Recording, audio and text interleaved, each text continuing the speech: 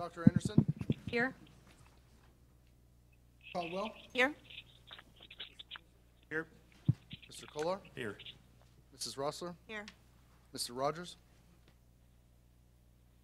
Clark? Here. Mr. Wisniewski? Here. Mr. Zuko? Here. Members present. The board met in executive session on February 20th and February 27th to discuss matters of litigation, personnel, real estate, and contract negotiations. Following meeting minutes as listed. I'll make that motion. Second. Motion and a second. Is there any discussion? All those in favor say aye. Aye. Aye. All that oppose? Aye. Motion passes. All right, now we're going to have some student features. Winner of the 2018 Me as School Librarian Contest. Yes. Angela? Elsa Van Beek isn't here this evening. She was chosen for the MIA School Librarian Contest that's sponsored by the PA School Librarians Association.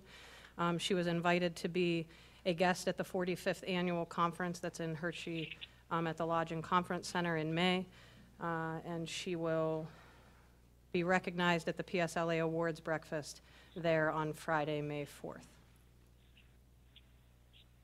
Congratulations. All right, is there any citizens' comments on agenda items?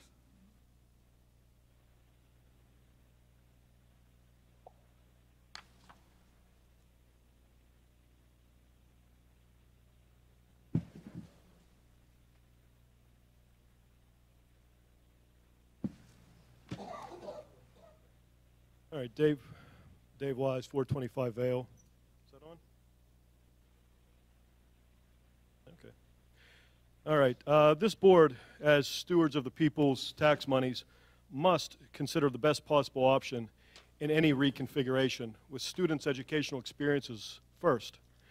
That is to say, your elected fiduciary duties include being open to all options and do everything within your power to make the best option happen.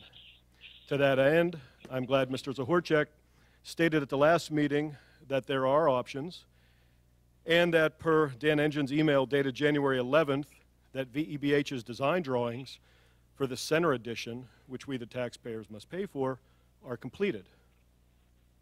So you have three options: 8th grade to the high school, and at the January 30th meeting, Dr. Wayne McCullough of PASBO stated that this option would not work as the building would be too small by over 100 students. O block to house 6 through 8, and third would be the addition to Center Elementary. So with really only two options at hand, I wanted to publicly go over the pros and cons of each. At O block, let's go over capacity. Well, the building capacity could fit 6th to 8th grade. That would mean all usable space would be in play at all time. Classes in the gym, auditorium, and cafeteria, study halls of 100 kids, classrooms at maximum capacity. The current solution seems to be temporary modulars in the parking lot, and this is a bad and unfundable for several reasons. Regarding safety at O block, in addition to going outside to change classes, to get to the bathroom, or anywhere else in the school, in all types of weather, modulars are a tinderbox and not safe against gunfire. Chris Burns is an active instructor at several regional police academies. He is certified as a PA State Police and handgun shotgun instructor, is in the NRA Law Enforcement Patrol Rifle instructor, and is alert active shooter instructor. In speaking with Chris, not only would frame modulars not stop AK or AR rounds, they would allow most handgun rounds to penetrate as well. Brick and mortar, concrete, block would stop handgun and assault rifle fire. Regarding education at O block, switching to a 6-8 model changes the educational model that Plum is built on, and 2 new schools were built on as well. Plum would not be able to switch to a middle school model, which throws hundreds of Plum students into the junior high environment without any preparation. Teacher certifications may not allow for this either. Regarding costs and feasibility, the cost for these temporary modulars is only slightly less, by about $800,000, than a brick and mortar addition to Center. The pre-construction costs are going to be the same: foundations, fiber optics, HVAC, cameras, PA, utilities, and utilities are going to be rated at a different rate than the school itself is. They're going to cost more. We only have money to do this if and only if this is a plan for more than 7 years. Otherwise, Fund 30, the bond money, cannot be spent on it. So considering this plan, you're either borrowing money or you're putting students in a trailer for more than 7 years. And I really don't see an upside of this. Sure, it's an easy way out to balance the budget, but is at the cost of the education for Plum students now and in the future. So the third is center plan. Regarding the capacity with the addition and redistricting, all will fit with acceptable size classrooms. Regarding safety, all students would be housed within a brick and mortar building. Regarding education, it would be a K-6 model. It would be kept. There'd be a 7 and 8 middle school and a 9-12 high school. Regarding cost and feasibility, as noted earlier, the brick and mortar investment costs a little bit more than the modulars, but will last 50+ years. Plum will not need to borrow any money. The Fund 30 bond money is usable as this is a forward-thinking plan lasting more than 7 years. And with no decline in growth and over 1,000 current building permits issued, this is a smart move. The only hurdle is how to balance the budget. So here are some ways to do it. Renegotiate with Longwood. With a new $13 million building, they should be paying about $600,000 more, and their deal with Plum is up. So if I were a senior citizen in Plum, I would be irate that I am paying more in taxes because Longwood is not paying their fair share.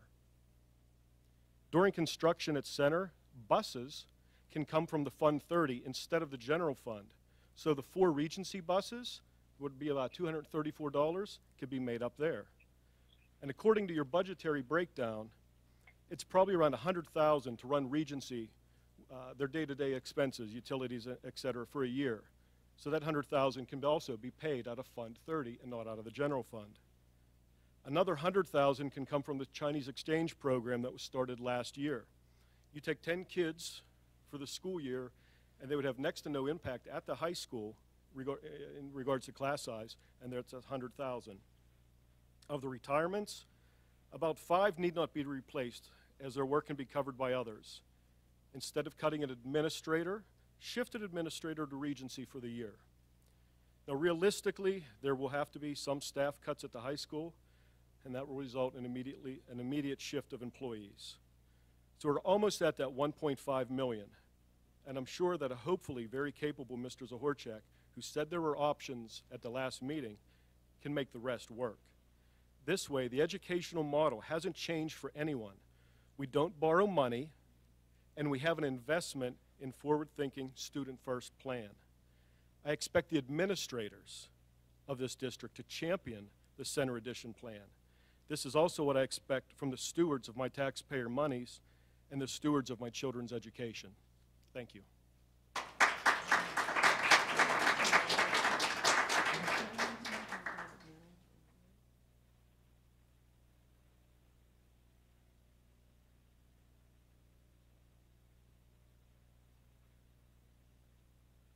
No, this is agenda right now.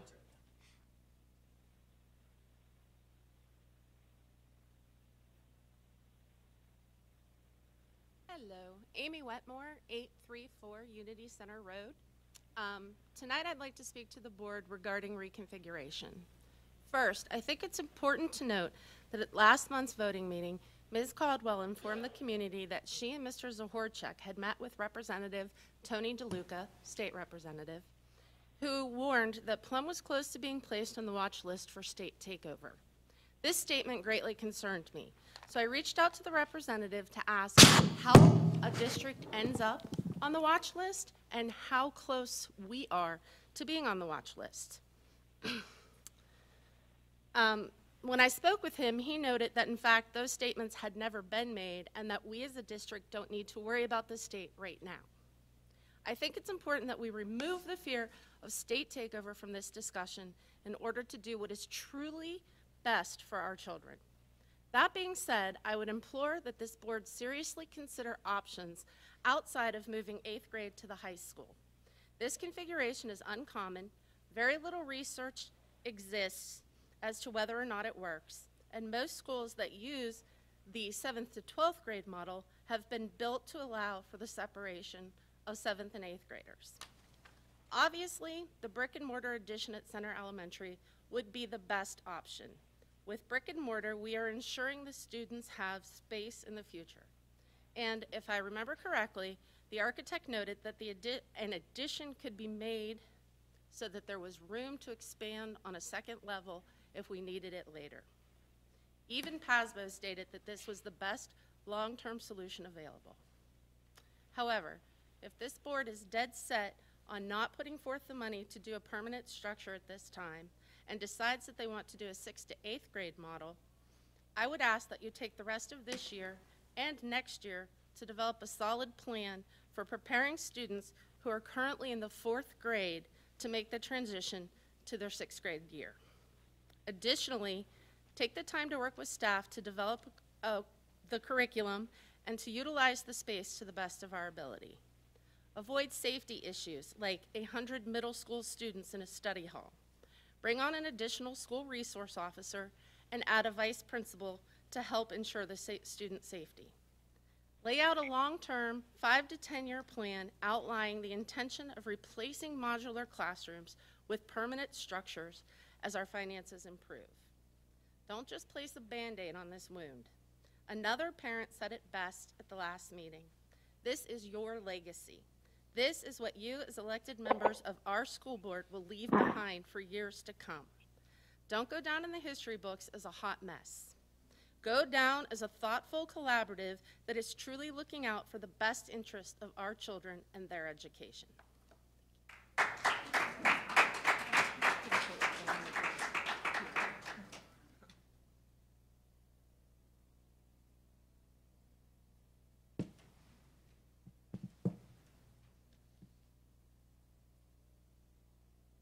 Good evening. My name is Leanne Weiss. I live at 425 Vale Drive. Tonight I would like to urge the school administration to speak up for our children and to advocate for a permanent solution to our woes. We do not need more Band-Aid solutions. As a Plum taxpayer and parent, I expect the board to listen to our administrators, teachers, and parents. I expect them to respect the valuable feedback of the Reconfiguration Committee, which was clear in its recommendation of keeping our current K-6 model until a well-planned middle school can be created. I am strongly against moving the unprepared 6th graders into O-Block for next year. There simply is not enough room, even with modular classrooms added. Yes, long-term, the board should look to build a new true middle school for 6 to 8 that will eventually replace O-Block. The campus is already overly congested, the common areas are too small, and safety is a big concern. The current O-Block building needs repairs and is over 50 years old. The timetable for any major changes is ludicrous. The administrative team does not have the time or expertise to redistrict or execute this plan effectively in any way. The board should stick to the plan of adding a permanent addition onto Center and leave the Regency students in the old Holiday Park one more year at least while this takes place. The monies for this plan are available from the remaining $4 million of the Regency construction bond. These funds can be used to not only build the addition, but also keep Regency running while this happens, which will actually help in reaching a balanced budget. As for moving 8th graders to the high school to make room for the 6th graders at O-Block, this would upset 2 entire grade levels without proper preparation for these students or their teachers. Changing the educational model to fit the budget is a poor decision and will adversely impact the education of every child in this district. The board should work with teachers and staff to resolve the deficit that will do the least harm to students and the current educational model. The bottom line is that our children have had enough transitions and should not be uprooted again until there is a permanent solution. I would like to publicly acknowledge the work of Martha Fries in stepping up to the plate as the administrator of Regency in these turbulent times. She's doing an exceptional job, and it should be noted by this school board. As a side note about the budget, if you use the surplus from what was borrowed to balance last year's budget and apply it to this year, and work with the teachers and community to find cost savings that will not create major cuts to staff or programs, I am more than confident that Mr. Sahorchek's wealth of experience will lead us to a balanced budget. Thank you.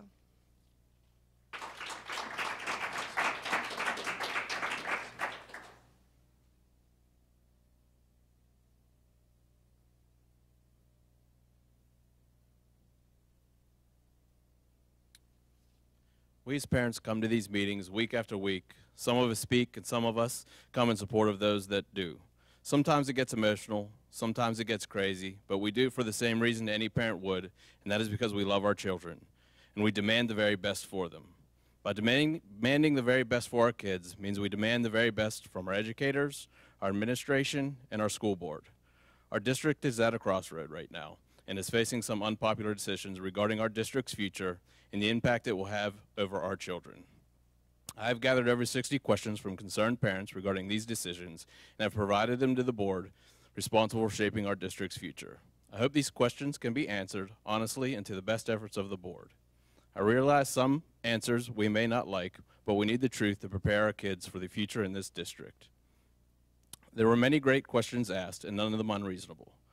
I think they all deserve an answer so every parent and every child can be prepared for what is to come next year and look forward to what will happen in the future.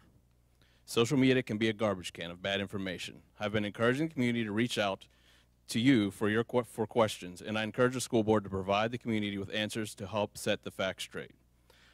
I encourage everyone to set your political parties, differences, and agendas aside and work together to make the right decisions for the future of our community, our schools, and most importantly, our children.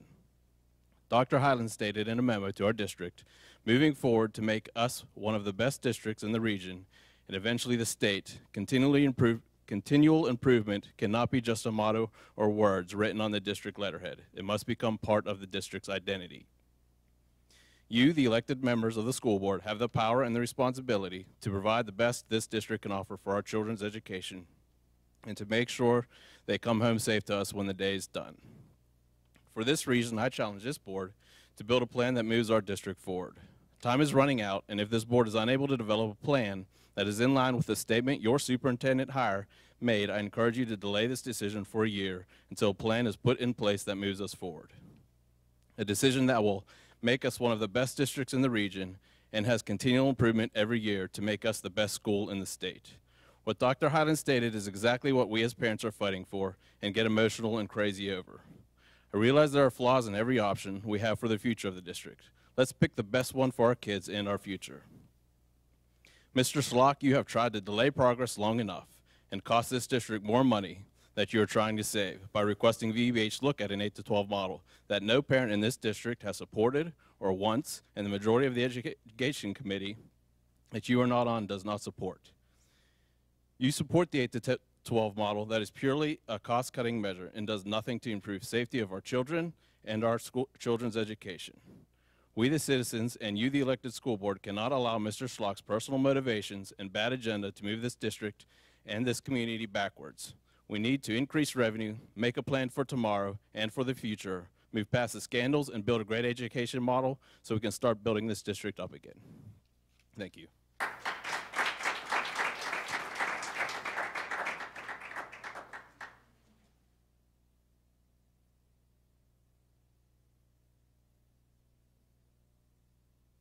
My name is John Patrica. Wait, hold on, John, one thing.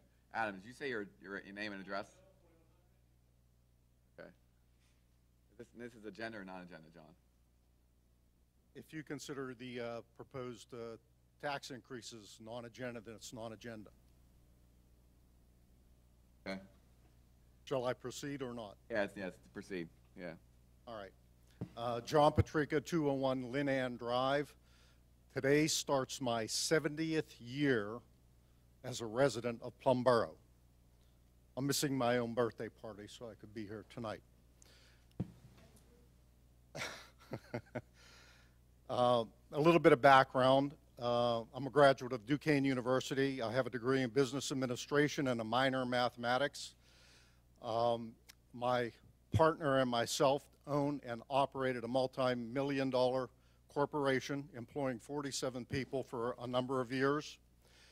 So I'm quite familiar with financial situations both within the business community and outside of the business community, as I volunteered at St. John Church and helped prepare budgeting for their school, and also served on the finance committee for a number of years and did budget work as well, and had to make some very uncomfortable cuts over the years simply to keep the church and the school in good financial standing. Plum Borough has a population of 27,000 people, roughly, and approximately 5,400 of those people residing here are 62 years of age or older. That's 20% of the population. That exceeds the state standard, or state's 16%. And this situation is only going to get worse over the coming years simply because of new babies just aren't being born. A sad demographic of this senior citizen situation in Plum Borough is that 6% of those seniors are at or below the poverty level in earnings.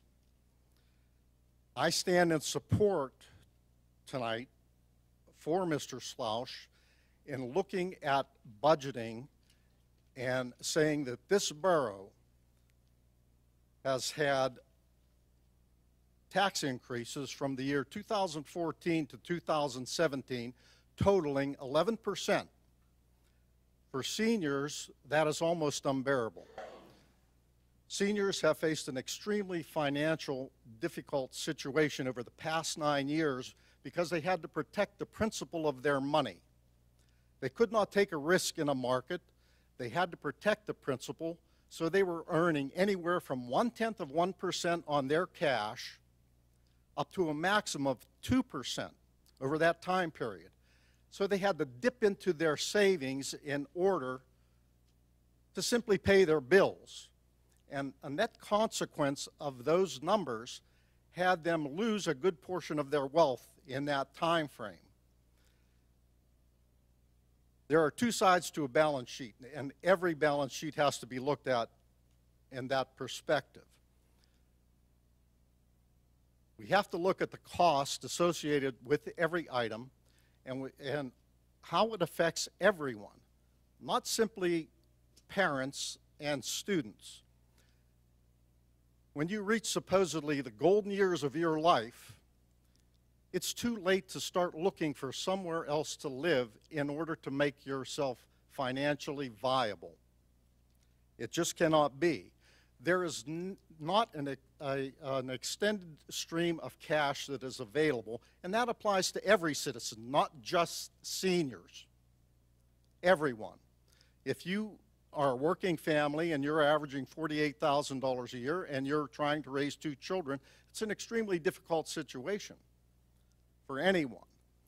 And tax increases at some point have to be minimized wherever they can to protect the seniors and the hardworking people that cannot increase their income for any particular reason.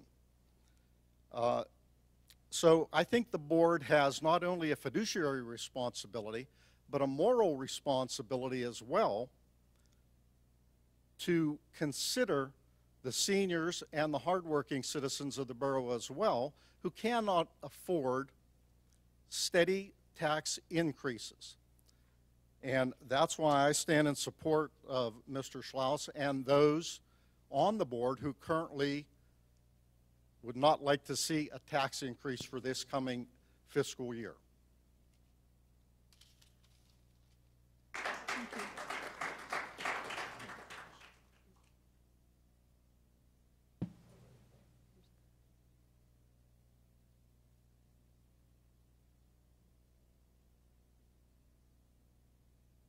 Hi, my name is Wayne Persh, 117 Linan Drive. I want to add a few comments to Mr. Patrica's comments. in the same vein relative to the possible increase in property taxes. Let me begin by thanking the members of the school board for their service and for taking the time to listen to citizen comments. I'm not here to make accusations or to be confrontational. However, I can tell you I'm neither enchanted nor amused by actions of previous school boards. My personal work background has been in the financial area of both public and privately held companies. I have been responsible at the public company level while employed there for departmental budget preparation, budget variance reporting, and oversight, as well as other positions including management of general accounting, asset accounting, financial reporting and statistics, and gas measurement accounting, as well as staff assistant to the controller. I have testified in the past in Harrisburg to the pro forma balance sheet and rate proceedings before the Pennsylvania PUC and Office of Consumer Advocate. At the privately held level, working for a major logistics corporation, I was responsible for budget prep for a number of the company's clients, including Levi Strauss, Masterlock, Sun Chemical, Whirlpool, Greater Toronto Airport Authority, and the Pittsburgh, Baltimore, and Washington National Airports. I have resided in Plum since 1974 and have had 2 children, and now 2 children receive their educations through the Plum School District. Though I never held or sought public office in Plum, my wife and I have participated in various community functions. I was a volunteer coach for the Plum Youth Soccer Program. I was a volunteer scoutmaster for a local pack when no one else would take on the responsibility. And I was a volunteer for the Junior Achievement Program. My wife was active in the Plum PTA and served as PTA treasurer for a period of time. My wife and I are now retired, and like most seniors, are living on a very restricted budget based on our fixed income, a majority of which is Social Security. People on fixed income, by the way, are not necessarily retired seniors on Social Security. Many folks are working, but their incomes are essentially fixed.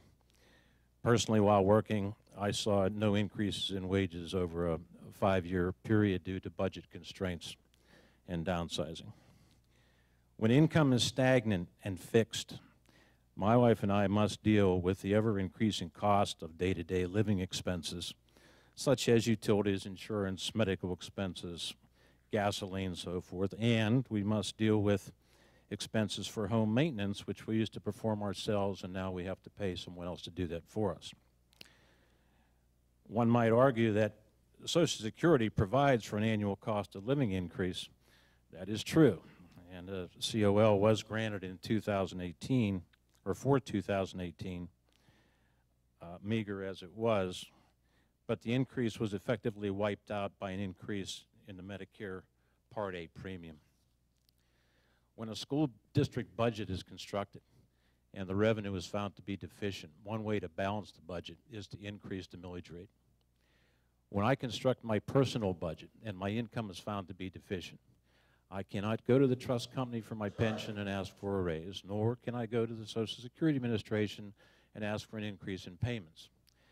My only recourse is to find ways of cutting expenses, and since most of my expenses are uncontrollable, including property taxes, I'm reduced to purchasing goods and service of lesser quantity and quality.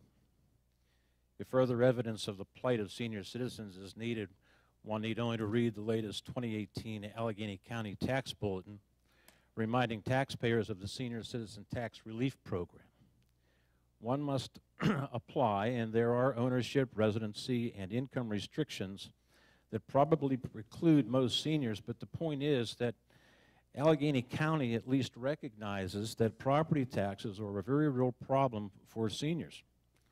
I am not a fan of Allegheny County administration, but at least they have taken a step in the right direction. Plum Borough should consider tax relief for seniors as well.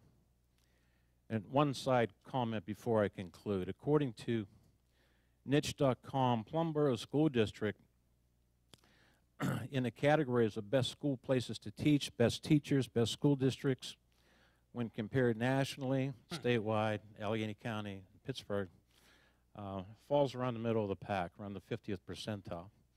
However, Plum does rank in the 65th to 72nd percentile in the same comparisons in the category of safest schools. That's certainly good news.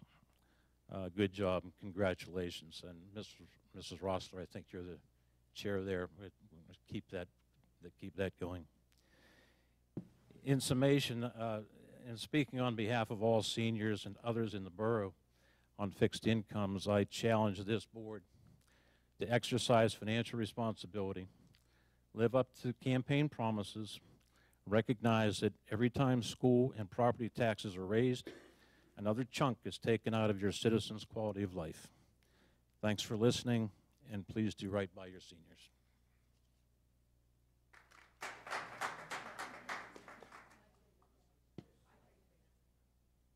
Can you remind them they're not supposed to talk? It's a business meeting, Steve.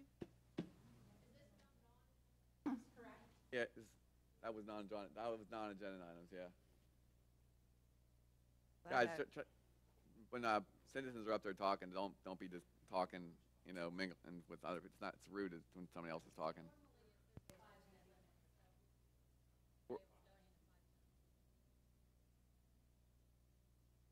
Michelle Gallagher, 7 Heather Court. I started paying attention in 2004 to Plum School Board. I didn't even have a child in the system yet. Yes, I was paying taxes years before I had children in the district, high taxes. I chose to move here. I got involved in 2004 because my children's educational journey mattered to me. Fast forward to May of 2013, while I was the PTSA president at O Block Junior High, programs were being cut at the junior high and the high school. Taxes were not being raised. It mattered to me. So I ran for school board, not for political gain, or to get my friends' jobs, or my taxes, or vendettas.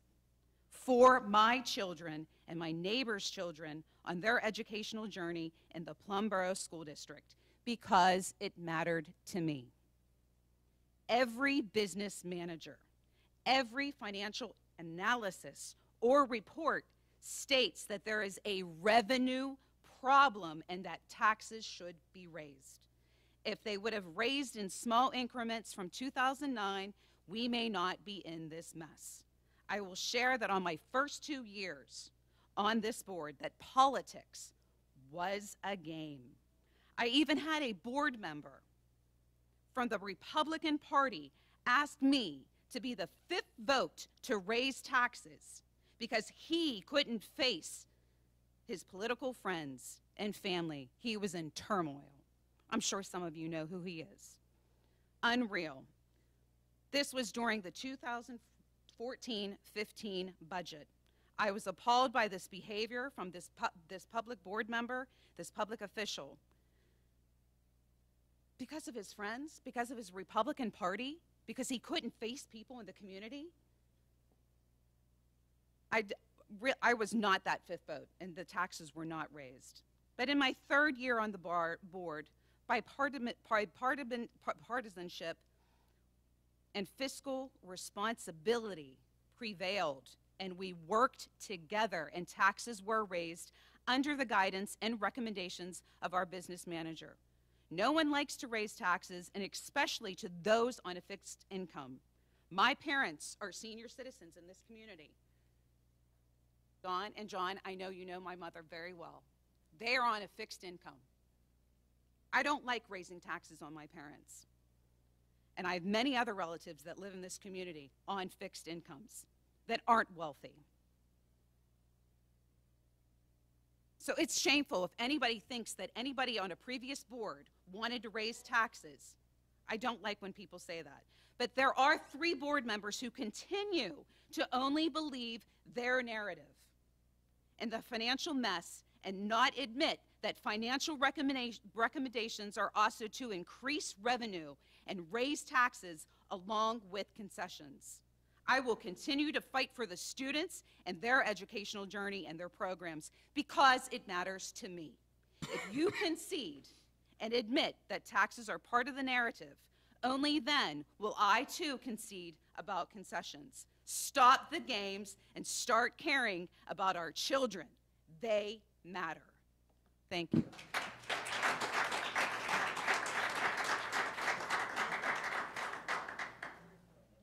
Tracy Riggins, 435 Allegheny Avenue.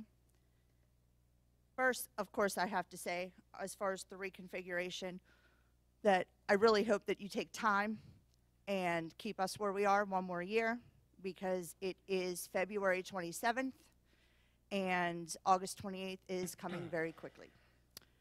As far as a tax increase, nobody wants to raise taxes. Nobody wants to pay more taxes. If it is...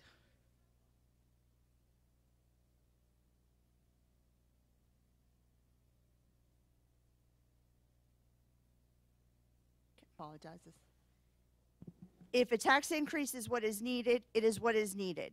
This is a school district. Let me say that word one more time so everybody understands. A school district. It is about the children. First and foremost, the children.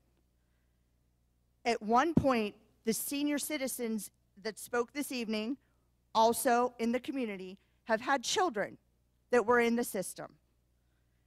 Seniors before them paid for their children to attend school, just as I will be paying for someone else's child to attend school in 20 years. The terms fixed and restricted income very much anger me. I am on a fixed income. I don't have cash at my disposal. I can't just go out and buy cars and houses whenever the hell I want to. Everybody is on a fixed and restricted income. Just because I work, I make so much money a year. That is fixed. That does not change on a daily basis. Not all seniors also are on a fixed income. I would say a good many make more money than I do in my house. I mean, I have a boss who spends more on his monthly credit card bill than I make in a year. And he's 72 years old. So he's not on a fixed income. As far as the Longwood deal, I urge the board to reconsider that and to negotiate that with them. It is a very expensive place to live in Longwood. I personally know of a real estate mogul, for lack of a better word, that lives in Longwood. And I can assure you that he can afford to buy 20 of my homes. So I am sure that he can afford a little bit more in taxes. Thank you. Thank you.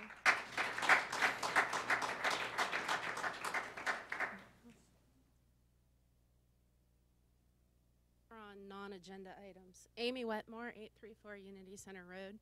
Really hadn't. Hold on a second. Is everyone, before you, because you already does had, everybody? everyone already have comments before she has her second set of comments? That's fine. If anybody wants to speak who has not spoken. I just think that you should go last. Let's let the other people get it. That's fine. I said if anybody has to speak. Okay, is there anybody else who wants to speak? Okay, we've kind of blended them, so, okay. We have another speaker. Ron Keaton, 9221 Wedgewood Drive. I hadn't planned on getting up here tonight, but a few things are angering me, and it seems like the seniors are under attack here this evening. We've worked very hard for what we got. Yeah, we are on a fixed income. Hey, keep the comments down. Somebody's speaking. Excuse me. You all had a chance to speak. Could I speak? Everybody else has had a chance to speak. I'm sorry, this woman just pushed me. Just pushed me. You did. Yes, she did, and I want her kicked out of here. Look, let's try to relax, okay? All right, listen, you could, go ahead, go down to the police department and file a complaint. It's an assault, go ahead. Oh my God.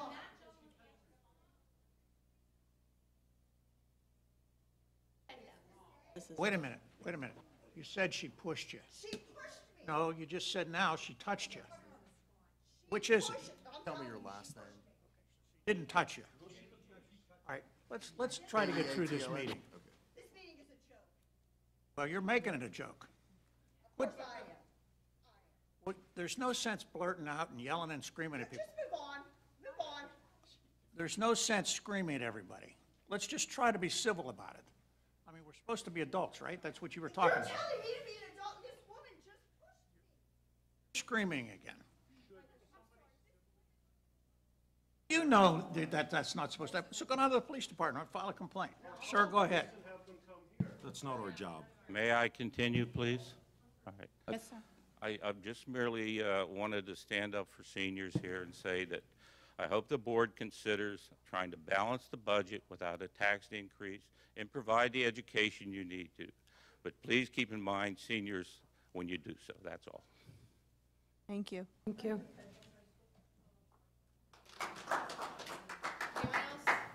Anyone else? Jen, are you coming over?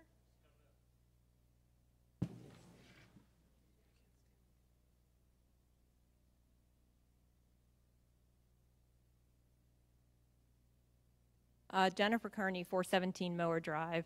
I actually would like the seniors to hear this because I have been personally attacked by school board members.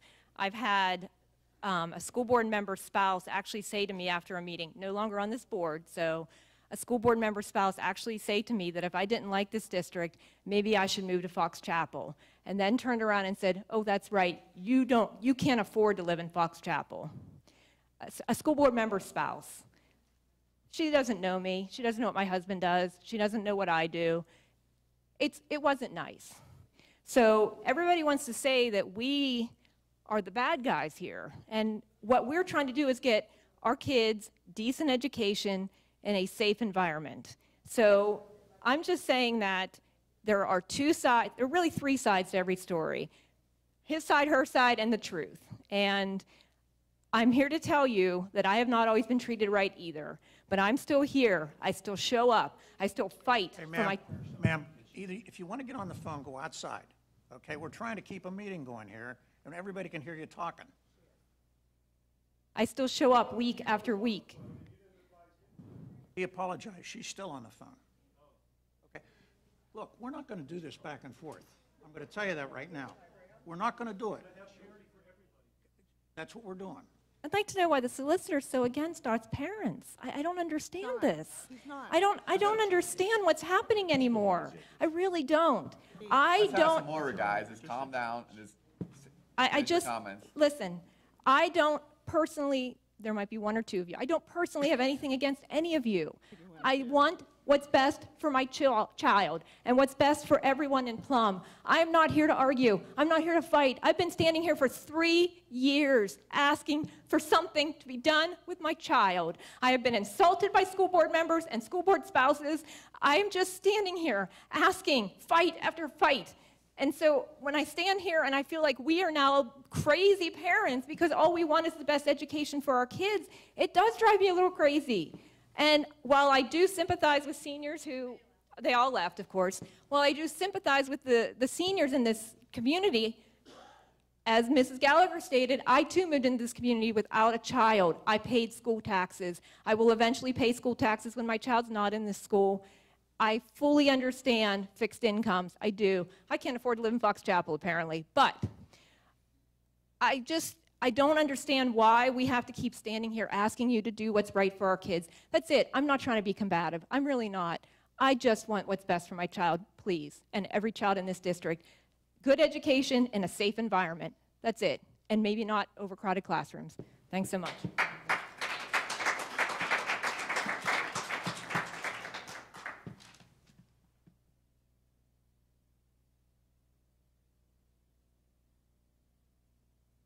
Hi, April Barnes, 4375 New Texas Road. I just wanted to talk to you guys about making courageous decisions in the midst of a dire situation. I am a staff member at Amplify Church on Salzburg Road.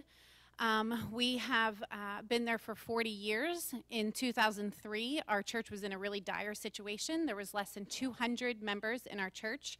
One of the board members courageously called our previous pastor and asked him to return to our church.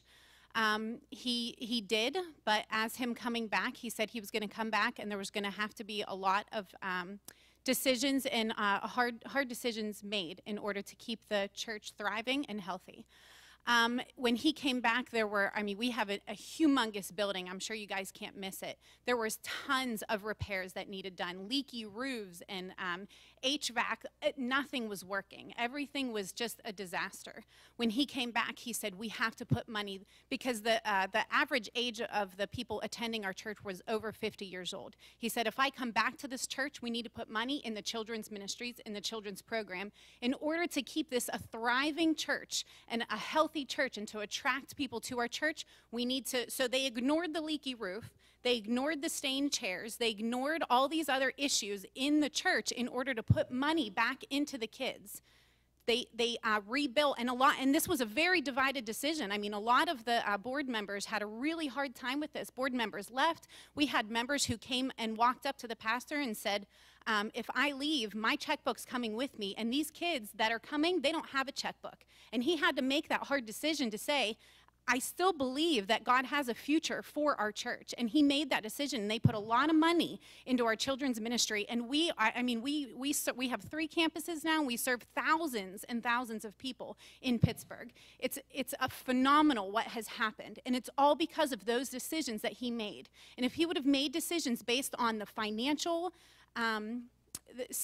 strengths that we had at that time, and he decided to fix the roofs and change the carpet and do all that kind of stuff, we wouldn't be here where we are today. We wouldn't be reaching thousands of people. And these are the kids, you know, and I mean, it breaks my heart to hear these older people talk about their fixed income and focusing on them, but we decide, you know, our pastor said that we're a next generation church, and we can't say that if it's good enough for us, it has to be good enough for our kids. And he changed the narrative to what is it going to take in order to reach our kids. And so I'm just asking that you guys consider, what is it going to take to reach these kids and to make the best decisions for these kids? And, you know, I really believe that the center addition, modulars, however we do it, we either need time to make a well-planned out decision to look at this 6 to 8 model, or B, we need to keep the district the same, keep the educational model the same, and just pour our time and our money into that district, into that model, I mean, and that's it.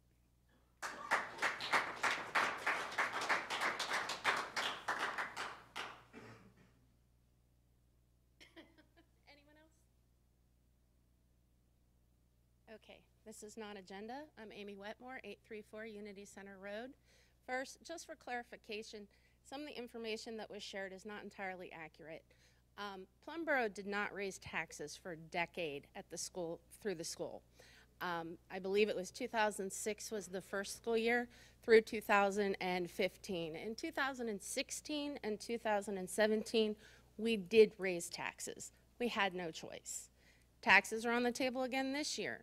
We don't really have a choice unless we want to be bare bones in every other area, which isn't going to help anyone. And I wish that the seniors had stayed, because without a strong school district, you're not going to attract businesses, you're not going to attract families, your property values are going to drop, and you're not going to get anything for that house when the time comes to sell it. So really, we need to invest in our children. We need to invest in our district in order to get a return for ourselves. And all I have to say about the lack of respect that some people stated we as parents have is that I was fortunate enough to have my grandfather until I was into my 40s. He died 1 month shy of his 90th birthday. He lived on a fixed income for a long time. He complained about a lot of things. He complained about utilities, he complained about the government, he complained about Social Security, but he never complained about paying school taxes. In fact, in my lifetime, the lesson he taught me is it takes a village, and there's nothing that is more valuable than to invest in our children. Thank you.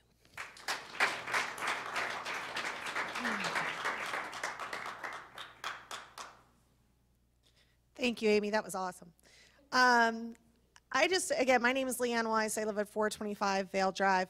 I also just wanted to talk about the little divide that we've seen this evening. I hadn't planned to touch on this topic. However, I really feel compelled to. And I think a lot of it comes down to the politics and how board members in the past, the recent past, have campaigned. pitting the seniors against the parents, and I really find that completely deplorable, and I think that what happened tonight is a direct cause of that. And I will share a brief story. When Vicki Rossler and Steve Schlock were campaigning the very first time they ran for school board, they were going around my neighborhood talking to the seniors.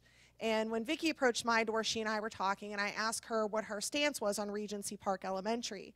And she talked about how, you know, they need to make some tough decisions and close the school. And when I questioned her about that, she basically spent, you know, several minutes bad-mouthing Michelle Gallagher and Michelle Stepnick at my front door, which was really disconcerting to me because I thought, I don't even know this woman, and, you know, why is she doing that? And then Steve Schlock, who was talking to my elderly neighbor across the street, came running over, and he said, you know, wait. And then they were like, well, what you don't understand is, and then they proceeded to tell me how I don't know anything about financially running a school board in the school district. And I was just like, I've been very involved. I've, you know, gone to these school board meetings. Like, you know, who are you to tell me how, like, what I don't know? So I was very upset about that. And I talked to some of my neighbors. All of my neighbors that directly surround my house are elderly, except the people that are directly next to us, but they don't have any children. They're in their late 50s, early 60s. And I remember talking to my neighbor, Jerry, and asking him, you know, well, what did you hear? You know, what did you hear about what's happening in the school district and how much taxes are going to be raised? Because immediately he was like, oh, I don't want my taxes to be raised. And I said, well, I don't want my taxes to be raised either. And I said, well, Jerry, do you know how much money we're talking about? And when I broke it down for him financially, and I said, it's about the equivalent of a medium pizza every month. It's not a lot of money. When we're talking about the future of our kids and the quality of the education and the reputation of our borough, I said, you know, on the flip side, Jerry, what's going to happen if they close Regency Park Elementary? What it's going to do to your property value? On average, in my research, I've found it's going to decrease your property value by at least 9%. So when you compare those two figures, there's no question. And that's what's going on with the Republican Party in Plum Borough, is they're misinforming our seniors. They're pitting them against our young families, and it's not fair. It's not right. And I will say it here loud and proud that it is completely disgusting what's happening. And you should all be ashamed of yourselves, any of you that have done these scare tactics with our seniors.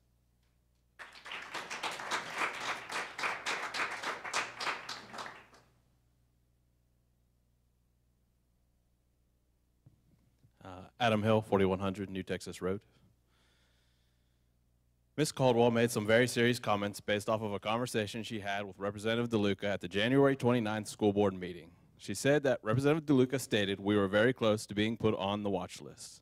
Ms. Caldwell added to those comments, stating that we were very close to being put on the watch list in relation to a district on our border and on paper.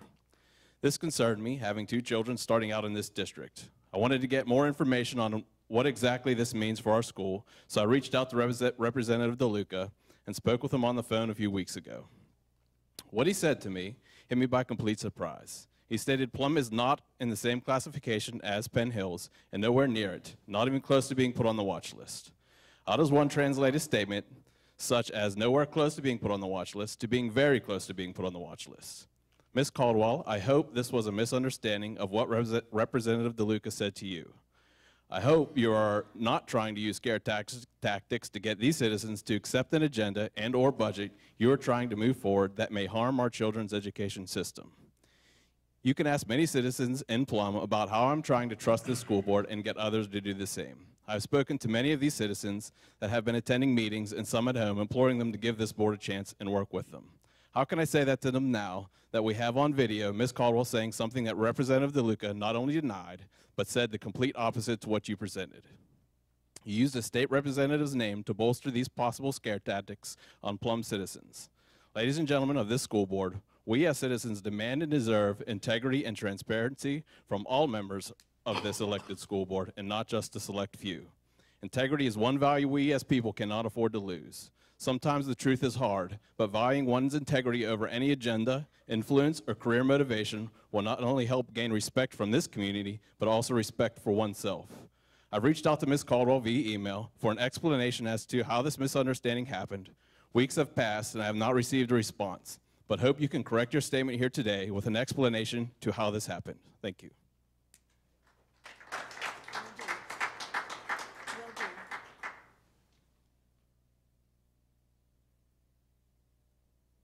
Comments? Any other?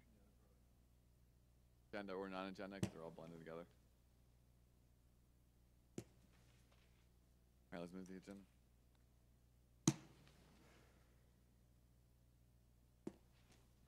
Athletic Committee, Mrs. Caldwell, Chairperson.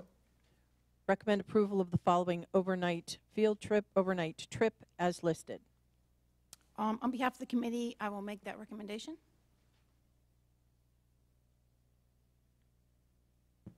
I'll second. Motion and second. Is there any discussion? Just to explain this a little bit, since we're having a combined meeting of discussion session along with the voting meeting, Mr. Alpino attends this conference annually. It provides training opportunities for him, some of which are required for his roles as our athletic director, but it also gives him an excellent opportunity to network with the other athletic directors throughout the state. And what he is able to do in that light is promote our facilities as a site for playoffs. And oftentimes with the WPIAL, they are looking for neutral sites. So Mr. Alpino is able to network. So actually, it ends up being somewhat of a revenue payback to us because he's out networking with the officials and those who schedule within the WPIAL.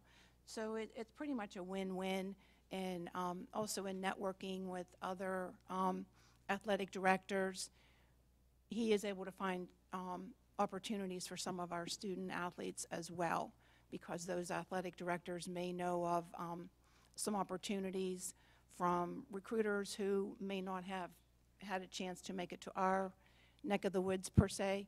So I support this and appreciate him putting the time in. Do we recommend that he goes every year? Is this a yearly? Yeah, event? for him it is, and I Can do you hear me? support it because of the things that we, and this is something that I'm happy to see us doing as a board now, is asking for justification from the individuals who request to go to conference from us. Is this out of his budget? Yes, Athletics? it's budgeted. So that's okay, it's Yeah. budgeted? Yeah, Okay, it's budgeted. Thanks for asking. yep. Any further discussion?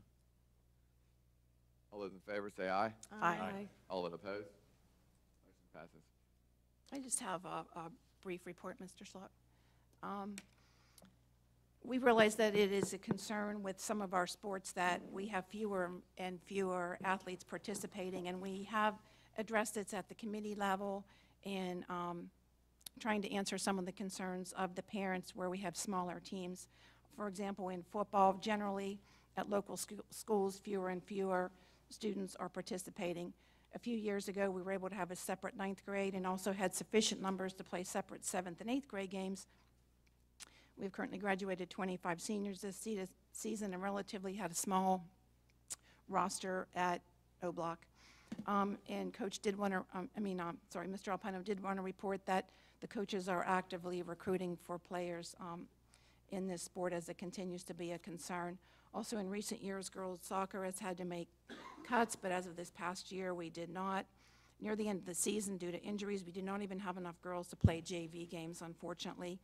And the coach for this sport is hoping also that numbers can increase next year, and Mr. Alpino is helping to work on that.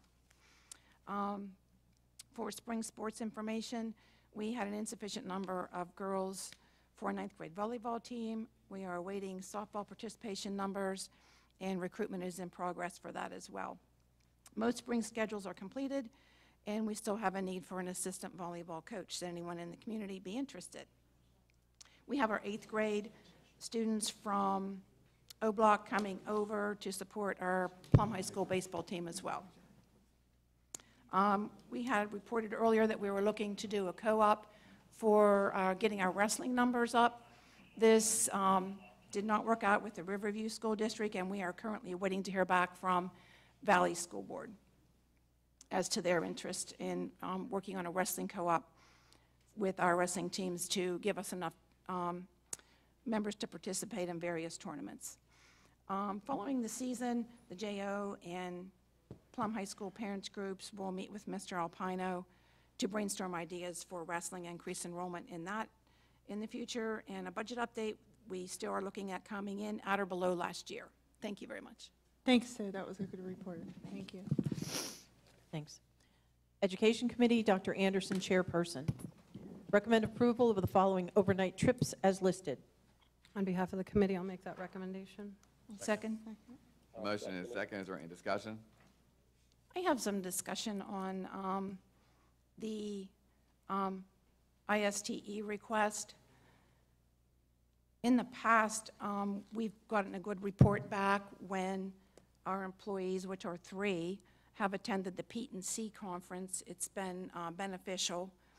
And now I see that is not a national trip, but now I see they're looking to go to a national trip and take all 3 employees. So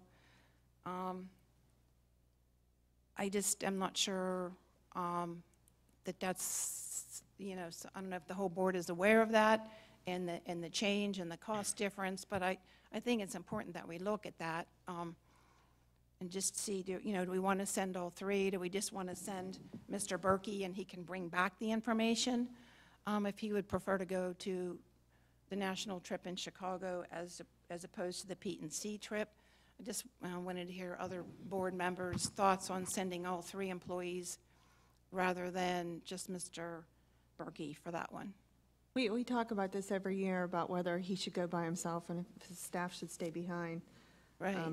I think we've always sent them together as a group. That was to the Pete and C, though. That was not the national, and the national is costlier. I'm just wondering what the benefit is to sending all 3 as to just sending one and having Mr. Berkey bring back the information. In his breakdown, he gives that saw taking all 3 because there's 1,000 different sessions that are available. They can Right. track what they would go to. So I think for us as a board, it's a decision on if being able to have multiple tracks for them to attend to. And I think part of that being just to send one person is $26.86. To send 3 people is $41.71. So it's not, you know, the cost gets cheaper as you send more people. So Is this in his budget? It's budgeted? Is this, yeah, that was. It's not budgeted? This is not budgeted. That was my next And why does he have to go every year? We talked about this at the Education Committee at one point. Like, why can we do that every other year for cost savings? Even the librarian on here, Kristen. Kristen's was clarified. Is Dr. Hadley back? I'm fine with that one. I just kind of Yeah. wanted to finish up on the ISTE with Mr. Berkey. Same question though, Sue. Why do they have to go every Yeah, year? well, Kristen's taking a student, so I support that one. So to me, that's a little bit separate. She's taking a student and she's getting extra reimbursement because our student won the award, and she needs to have a sponsor with her. Where did you see that at? If you click it, it comes up. The breakdown of hers. In her breakdown. I see. So I'm fine with hers. I am concerned, especially with it not being in the budget, about Mr. Berkey and all 3 professionals going. If we could, you know, and can they've brought back wonderful information from Pete and C at a lower cost over the past 2 years. They've done, you know, they've shown us what they had taken in from that, and I think it's a great conference. I'm not sure why we have to go national. It's not in the budget, and we're under budget constraints. Those are just my questions, and I wanted to hear from other board members where they felt. I know. Fairness, he requested it in his budget, but It didn't make the cut of his budget. Dr. Amnitsky, do you have any thoughts on it? Well, I do think it's important that our technology department goes out and takes part in conferences yearly because of how things change. And they have always used the information they've received to inform what we do. He did ask this year, because this is an international conference, that he felt that he would gain much more from a global perspective. But again, he did have it in his budget originally. I think that was the challenge for him. So he did not sign up to go to Pete and C, nor did he spend the money to go there.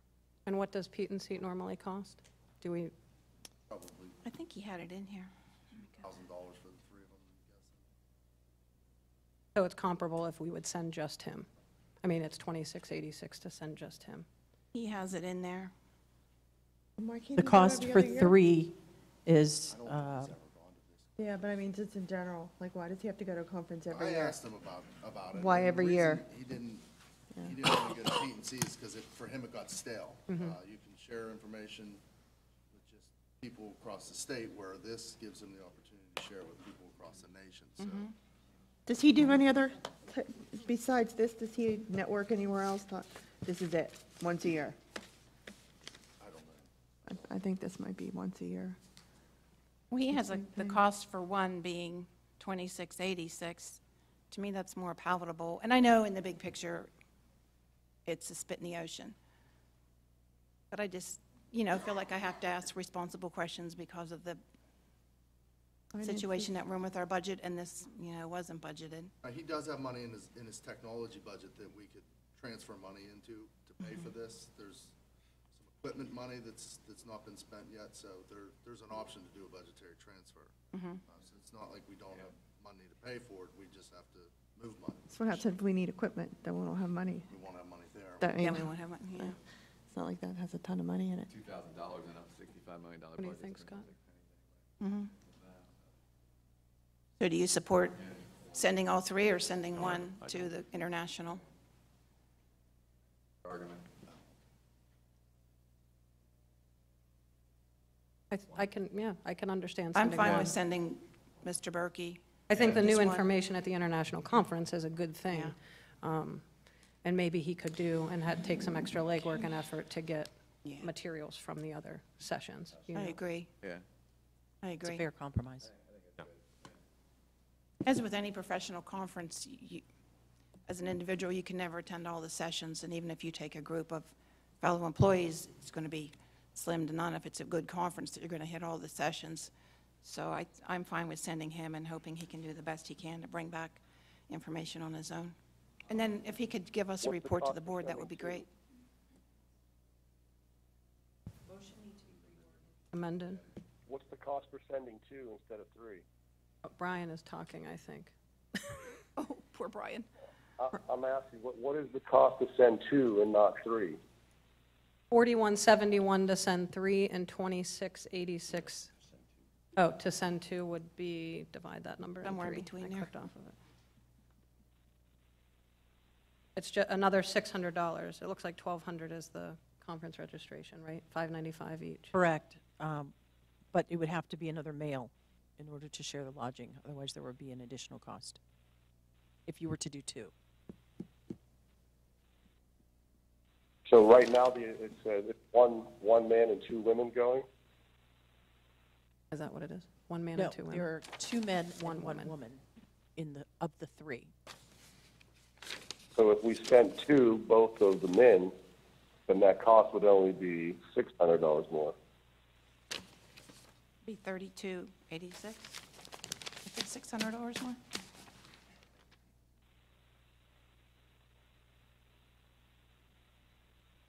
I'm looking at it, thinking it. I'm trying to Well, figure out then how meals, one too. room costs It'll be more than 600 because $1,545 and then $1,840 for a whole nother room.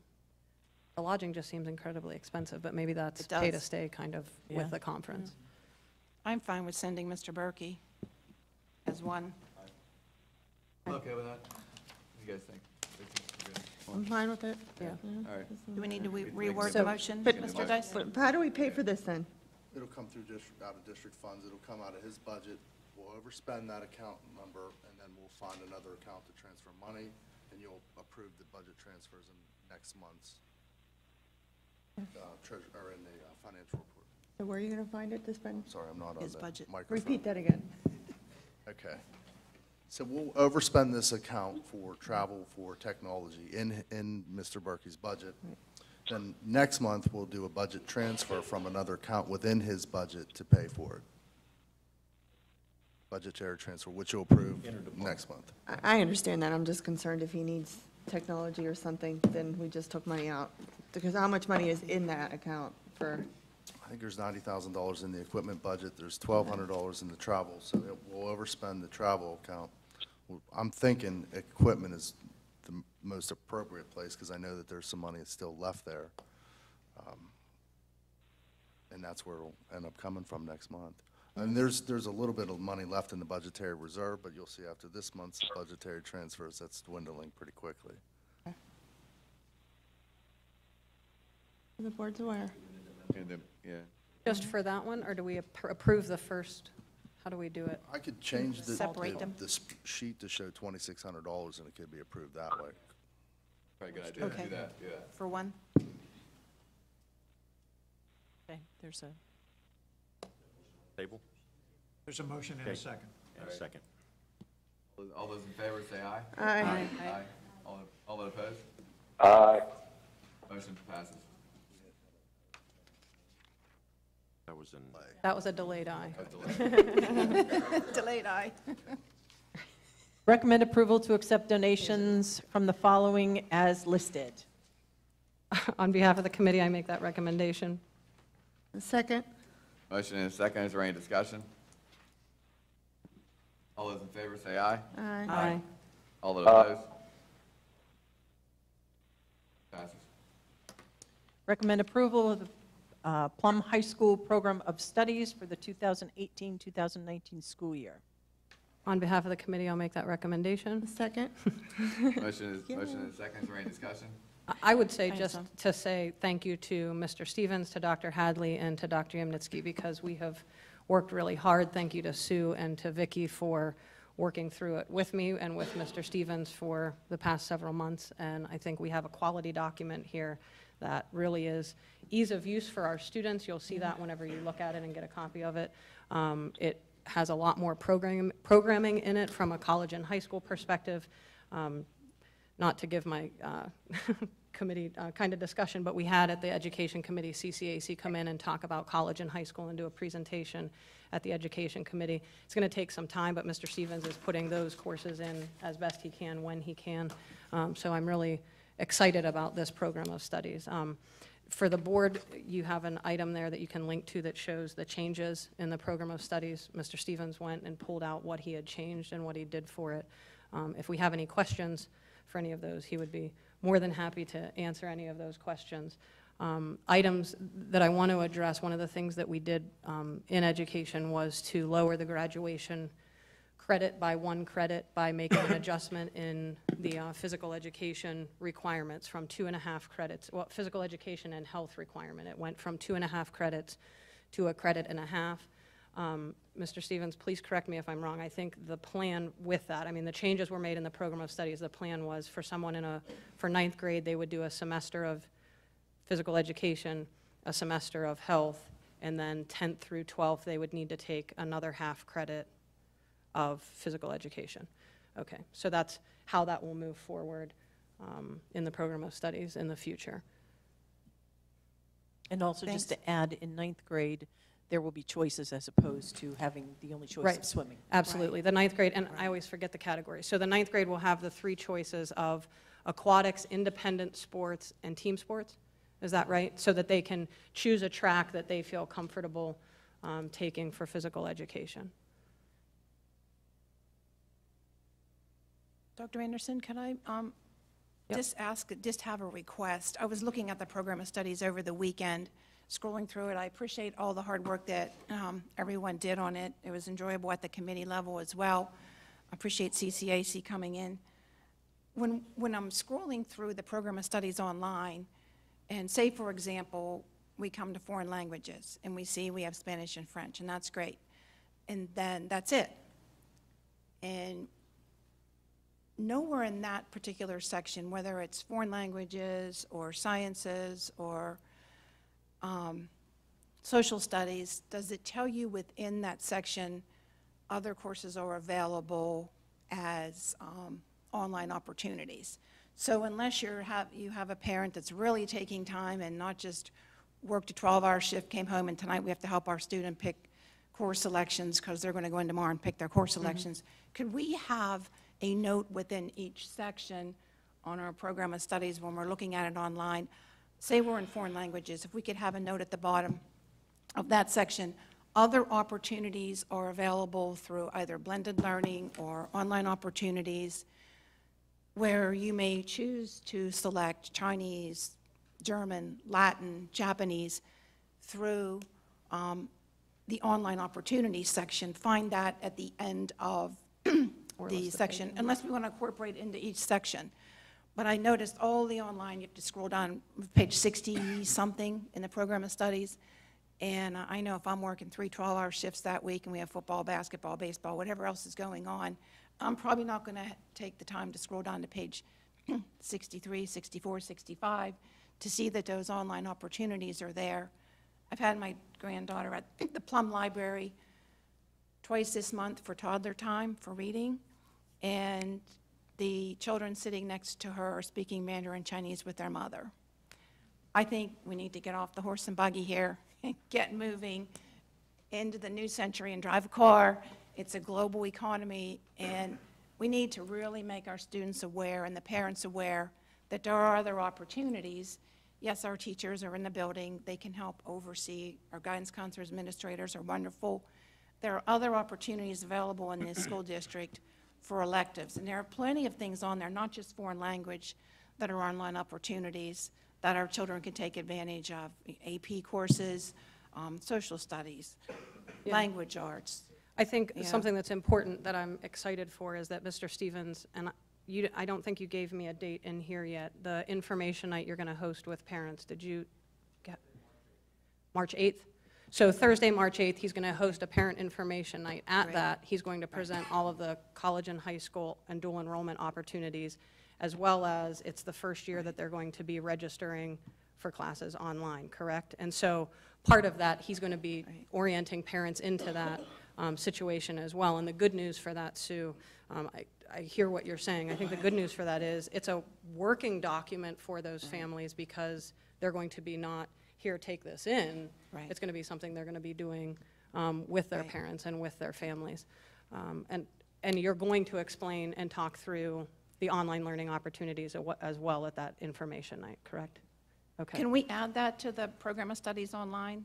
Well, I Mr. think Stevens, that we're looking at when that? you read it, Sue, and you look at the version of this, after the scheduling process, it talks about all the different ways that our students can be educated, and it lists that right in there. So if you want to go to every little science, language, and refer back to online studies, it basically says that and explains that when you look at the first page. So Right. I just want to encourage them. Well, he's going And to. I think people are going to open up and flick through, okay, I have to pick a language, I have to pick a, I you know, don't, I I have don't to think take so. a This language is really arts. well written. I'm I have to very take- proud of Mr. Stevens, Angela. I worked on this. I mean, this is, you can look at this and understand what classes students can take in this school. You can understand college and high school, AP, taking them off-site. An AP class can good. also be a college and high school class. You can take an AP class and not actually get the AP credit. Right. So I mean, there's so many Right. different ways that it explains Right. now that was never explained before. So It is much honestly, better. I think it's just Yes. getting the word out. And I don't think you Yes. want to put too much into it to add confusion. And I think our hope is it's also kind of a work in progress, not for Yeah. changing Yes. the version, but adding links as we move forward. So being able to link Yes. to different things within it, which Yeah. at that time when you're doing that, and this has a lot of links in it anyway, but maybe it is by the word art courses, it's online opportunities that they could link to and just would send them Yeah. to that page, right? Right. I mean, if there's a way to That's work what I that was in hoping. naturally, maybe Yes, that, thank but you. not the, I feel like that statement would be overly repetitive. Online opportunities available on page Yeah. 63. Online opportunity, you know what I mean? Well, I think if it's presented properly in person and we have headings, it didn't grab my attention. And I did spend some time with it, of course. The other thing I wanted to ask about was we had talked about at committee level, Mr. Stevens had mentioned having a disclaimer in there that courses could be subject to change. And I just wanted to make sure that's still the case. Okay. So that folks know that this is subject to change. And we just need that flexibility for our administration to be able to work with that. Yes. Dale mentioned, she did say that, like, we can, there's flexibility with classes and stuff. And, Yeah. There's a lock us in with that in that regard. So. And I think whenever they create their schedules, they have to give a couple alternate courses, correct? Whenever they're making Great. it. So if something would happen to become, what's that? 3 to 4. Okay, right? great. Hey, Justin, why don't you put at the beginning where it says waterfront learning, and why don't you put the link to this right here that's at the end? So Thank people you. can see it right away? Mhm. Because now I see what Sue's talking about, it is at Yeah, the there's- end. Yeah. There's 3 different ways through AIU that they can take online classes. So why don't you just link it to the end? I just moved. I'm at the end. The Hold on. online's at the end, like in the 60s. Hold on. It's 63. Yeah, 63. Waterfront learning, online electives. And then you list the course offerings. So what Sue's saying is at the beginning where you have waterfront, you don't have Edison link and there. January Pearson.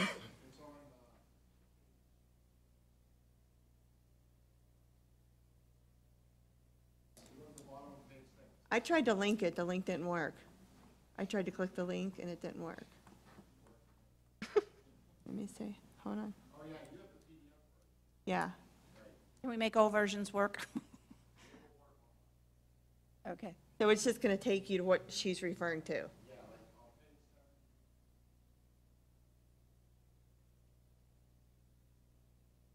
Okay, perfect, that works, Sue. You get all your options. No, I think it's very well done. I'm very excited about it. I think there's a lot of opportunities for students. I have my students, my children are older, and they're at the age now where students are graduating college, and time again, I hear students talk about what they have to pay back for their student loans, and it's just not a couple $100. It's $500, $600, $700 that they're paying every single month, probably until they're 40 years old. So anything we can do in our district to provide them credits that'll transfer into their college of choice, I think that's great. So I'm super excited about it. Yeah. Great. Thanks. No. All those in favor say aye. Aye. All that opposed? Recommend approval of the summer activity program. On behalf of the committee, I'll make that recommendation. Second? Motion and a second. Is there any discussion? All those in favor say aye. Aye. All that opposed? Motion passes. Recommend approval of ESY contract from Keystone Consulting. On behalf of the committee, I'll make that recommendation. Second? Motion and a second. Is there any discussion? Dr. Amnitsky, can you just take a minute and talk about the change that we're making from Grade Point to Keystone? Yeah, there are a couple changes. First of all, we're doing, our current program is typically meant for children with social behavioral needs first before their academic needs. What we're doing now is we're adding a component where children will be able to take part in just an academic piece. We're also adding a day each week, so they'll be receiving more services in length of time and type of service for the 4 weeks that they'll be part of the program. It is also being run by our current, the company that we currently contract with for our special ed director. So she's very, very knowledgeable with the needs of our children. So I believe it'll be a seamless transition from the school year to the summer program. Absolutely. It's great. And it's a lesser cost. Oh, and it's Yes. a lesser cost, yes. Yes. By how much, Mr. Zohorchak? Not much, $1,500, but it still made a difference. Yeah, but extra services at a lesser Yeah. cost. And I agree, you can't say more about the special education director being involved in what the extended school year program will be. Any others? Any further discussion? All those in favor say aye. Aye. All that opposed? Motion passes. Recommend approval of camp convention at Holiday Park Elementary, June 18th to the 22nd. Oh, on behalf of the committee, I make that recommendation. Second? Second? Motion and a second. Motion and a second. Is there any discussion? Oh, All those in my only little discussion was that I had asked if we could possibly consider having it at Pivot for next year. I think this is the second year that we've had it at Holiday Park, just to be geographically considerate of the families who live in the north end of the borough. I think the discussion of that was, right now, we've already had published materials for this year, right? Right. So we can consider that in the Right. years to come. Thank Okay. Yep. All those in favor say aye. Aye. All that opposed? Motion passes. Recommend approval of STEM Girls Camp at Plum High School, June 18th to the 21st. On behalf of the committee, I'll make that recommendation. Second? Motion and a second. Is there any discussion? I would just like to recognize Mrs. Fries and Mrs. Riley for the work that they've done to be able to have this camp come in. And I know I've had citizens who have commented that as soon as they heard about this, they were able to share that with some of the professionals that they work with, and that there's been a ton of support and buy-in from our community even for these types of events, and specifically for this one, for the STEM programs for the young ladies. Further discussion? Nope. All those in favor say aye. Aye. Aye. All that opposed? Aye. Motion passes. Recommend approval of STEM staff camp at Plum High School, June 25th to the 28th. On behalf of the committee, I'll make that recommendation. Second? Motion and a second. Is there any discussion? All those in favor say aye. Aye. Aye. All that opposed? Motion passes. Dr. Anderson, do you have a report? I do. I think we hit on most of what we hit on in our education committee. The CCAC coming and giving a presentation, which was wonderful to hear, working through the program of studies and the parent information night with it. The one thing that I would like to, from an education perspective, kind of address, I think we have, Dr. Yamnitsky and I'm sure other board members do, but I know that personally we have received a whole lot of emails from citizens and the concerns that citizens have.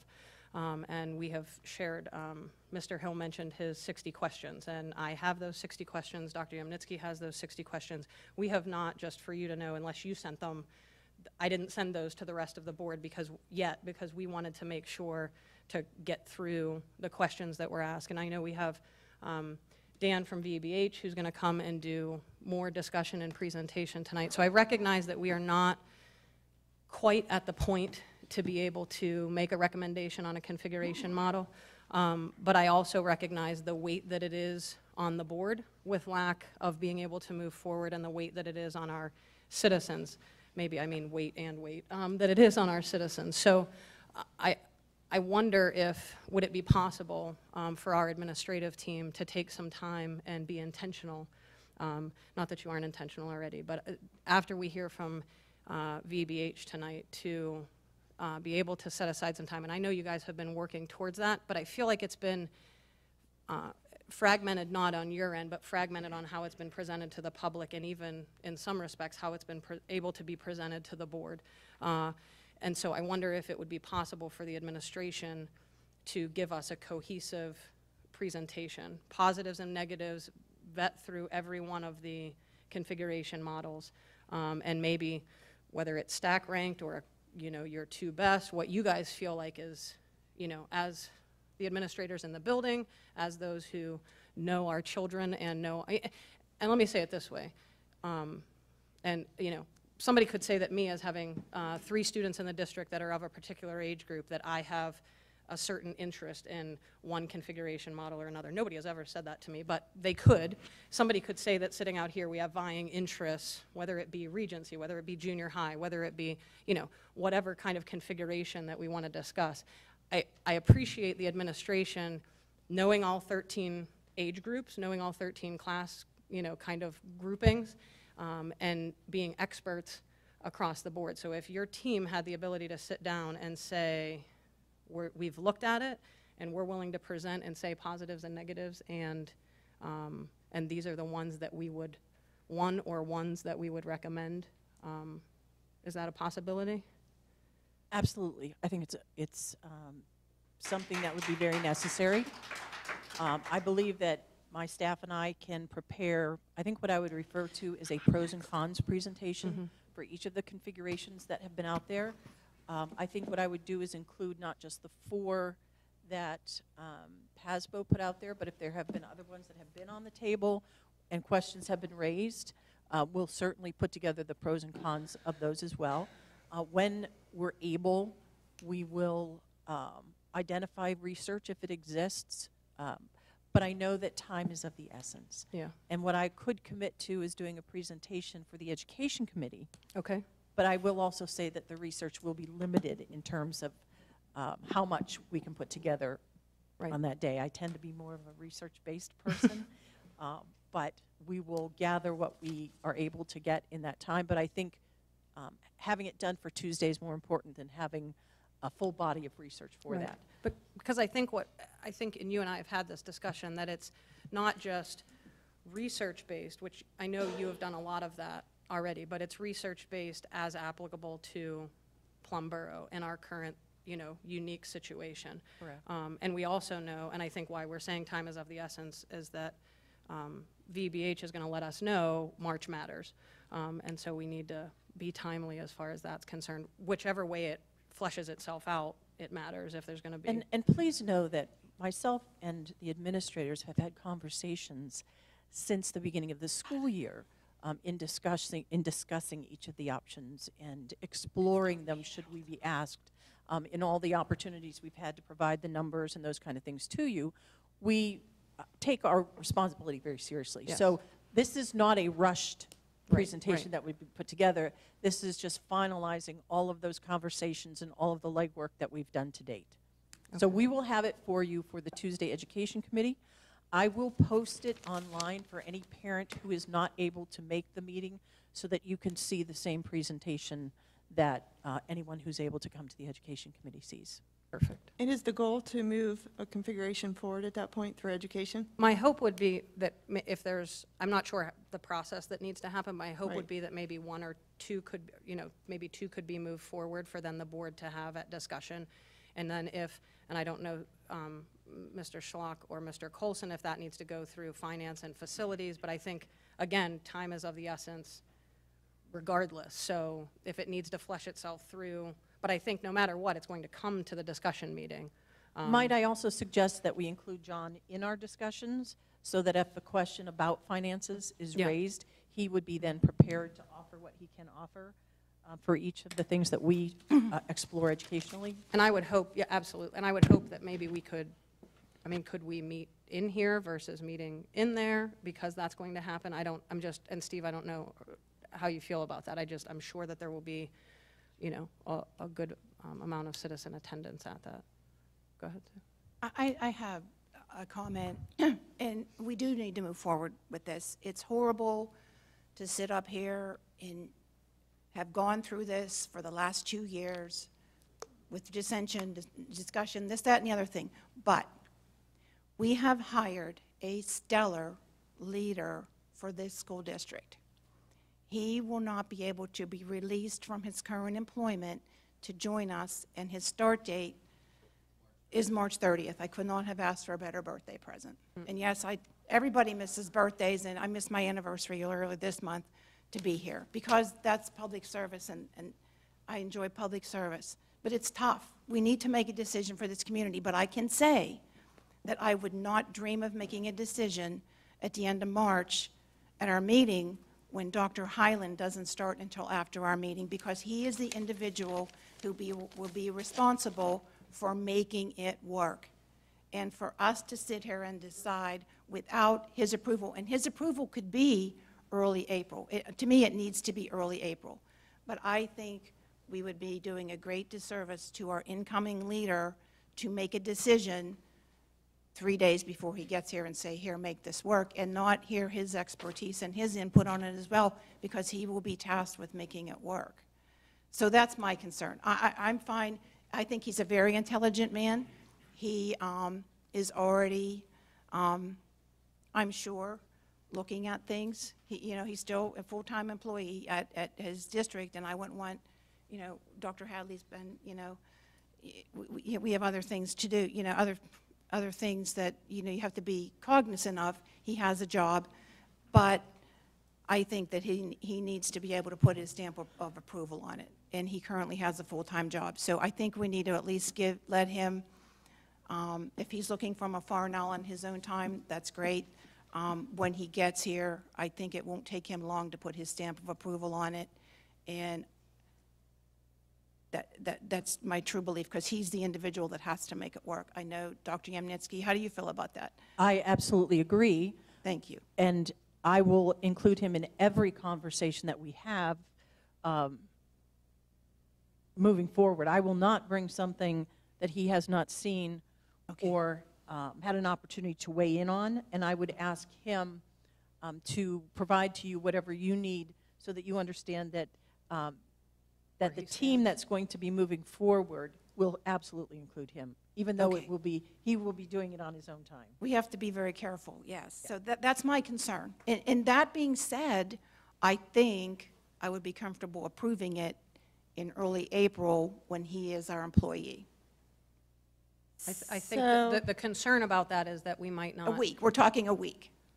Well, we might, if it would be something that needs construction, and we can hear from Dan. week. If it, right, but Yeah. he might need something to happen before March 30th. He might need something to happen, so there might need to be a special voting meeting or something that would occur if one of the models that would be chosen is something that he needs construction for or something else. If that limitation existed and Dr. Hyland can provide information to the board, I don't and know I if he's trust legally that he allowed will to. be working along the way with her. Absolutely. Can I yeah, clarify? I think that would put him in a tight spot. I don't know that he could approve anything until he's under our employ, and that's March 30th. Can I clarify, will the configuration come out of education, facilities? I am fine with us to come out of education with 2 models, if that's what we would like. I am fine with us to come out with 6 models. I mean, whatever we come out, I think what is very important to me, and I think important to the board, is to hear the administrative team in conjunction with and sharing information with Dr. Hyland and kind of moving forward as a team that is inclusive of him, giving us their best recommendation. Do you know what I mean? And so I just wanted to think- clarify, Yeah, because sometimes it comes out of education, sometimes it's facilities, so. I think facilities, I originally said facilities, but I guess education facilities probably gonna work together. and Work together with finance and just work all together. I'm fine with that. With discussion. Comes from both ends, yeah. Yep. I don't have anything else. If that's, we don't need to make a vote for that, right? Okay. All right. Next committee, Safe Schools. Mrs. Rossler, chairperson. Before I start my Safe Schools report, I just wanted to add to, I guess, education. The Plumboro School District, when you go on the website, you can see now that we have a little calendar that you can click on, and it actually gives you information from all the schools. It also provides a link that you can look for the sports teams. So if you wanted to go to the band concert, you can actually click on that and link that to your Google Calendar yourself as a reminder. So you would have all 3 elementary schools, 4 elementary schools, the junior high and the high school, always on the main website. So I just thought technology did a really nice job with that, and I thank Jeff Wolf and Chris Berkeley for that. So you Yes, can also thank you. view it in a whole calendar view. Okay, thank you for moving safety, Steve, first on the agenda. We used to go alphabetical on the agenda, and safety was always at the bottom. And I asked Mr. Slock and Gail to move safety up because I feel at the end of the report, everyone usually leaves, or maybe they don't watch the end of the school board meeting. So I do thank you for that. Safety in our schools. On February 14th, at Marjorie Stoneman Douglas High School, 17 lives were lost in a matter of minutes. No one inside that high school was ever expecting the horrific event that unfolded that day. Although this happened 1,000 miles away, it doesn't mean it can't happen here. My heart goes out to the community of Parkland, Florida. In Plum School District, I have chaired Safe and Supportive Schools for the last 2 years. Every month I sit here and I give you my safety report. This is the hardest report that I've ever had to write, considering these recent events. The responsibility of keeping the Plum Borough School District safe is not on, but the responsibility, I'm going to cry, the responsibility of keeping Plum School District safe is not only my responsibility or my committee's responsibility, it is everybody's responsibility.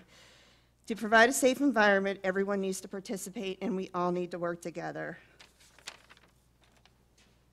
For starters on my report, I just want to ask everyone to please save the date for March 29th at 6 p.m. in the high school library. This is the date the Community Safety Ad Hoc Committee will meet.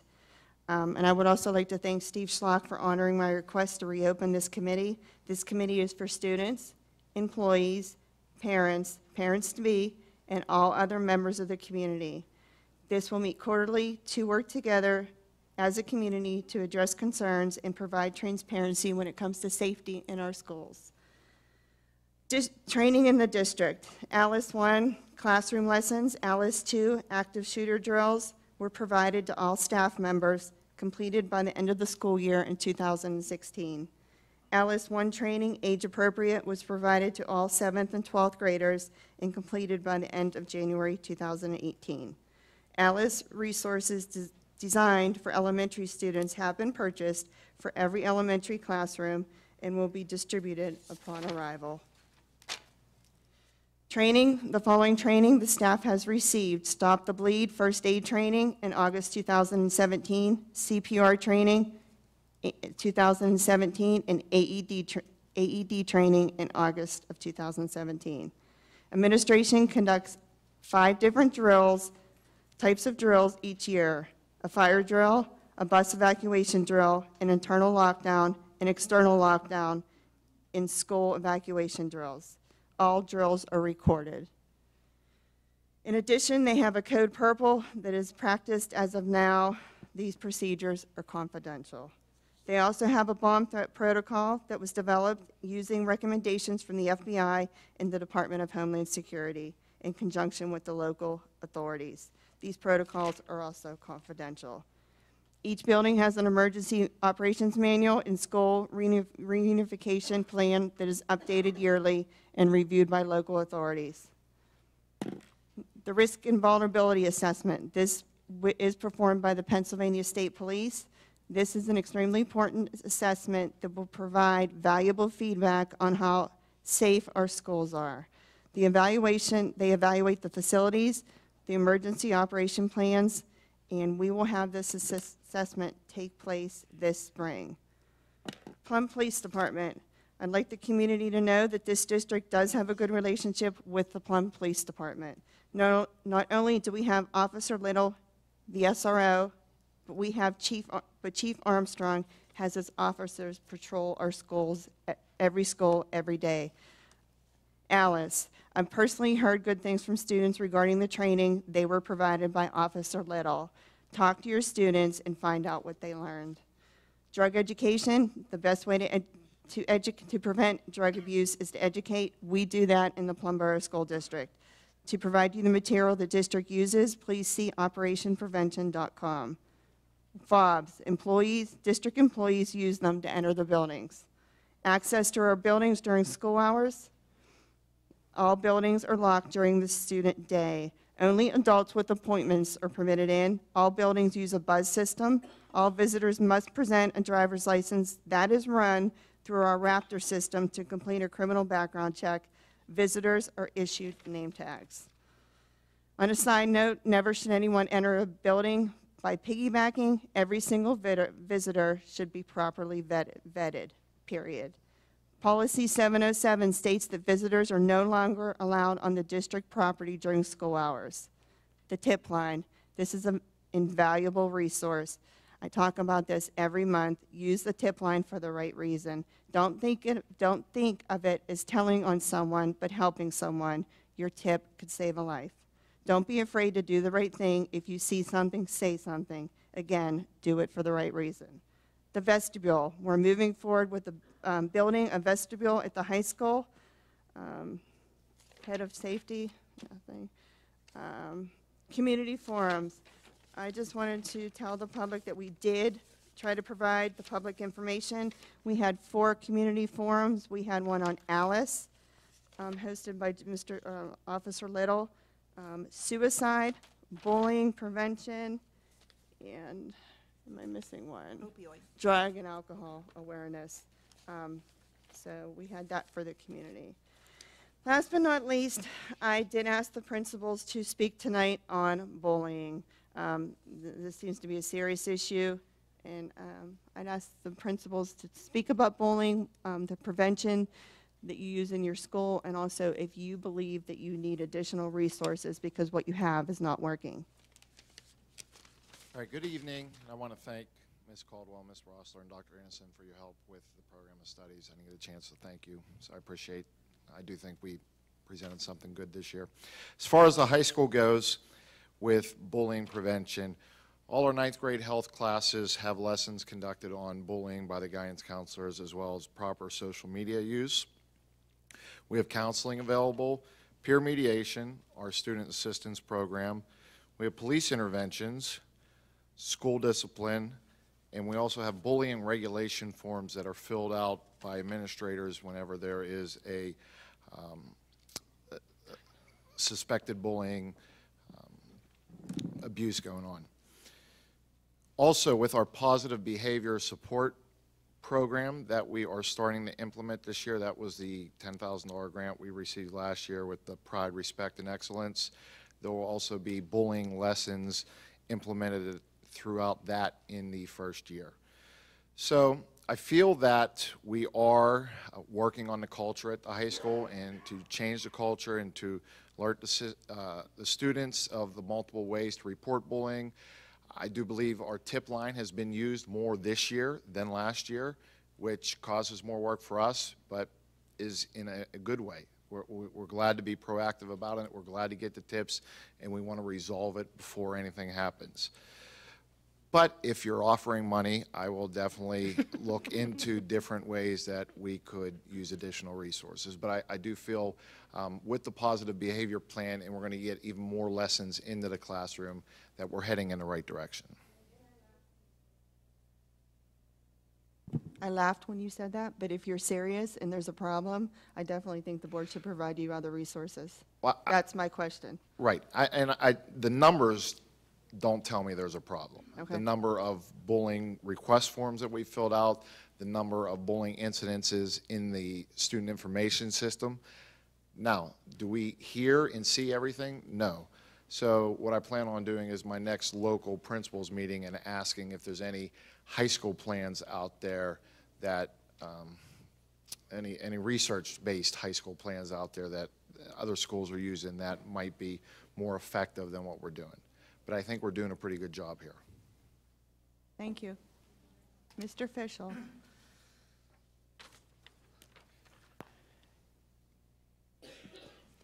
Mr. Stevens and I have already begun to talk about secondary programs that might be available and looking into that. We start the dialogue about bullying in O Block at the beginning of the year when we do our handbook review with the students. They are aware of our policy. We go over the district hazing policy, which is posted in the front of the building so that they're aware that we have things in place.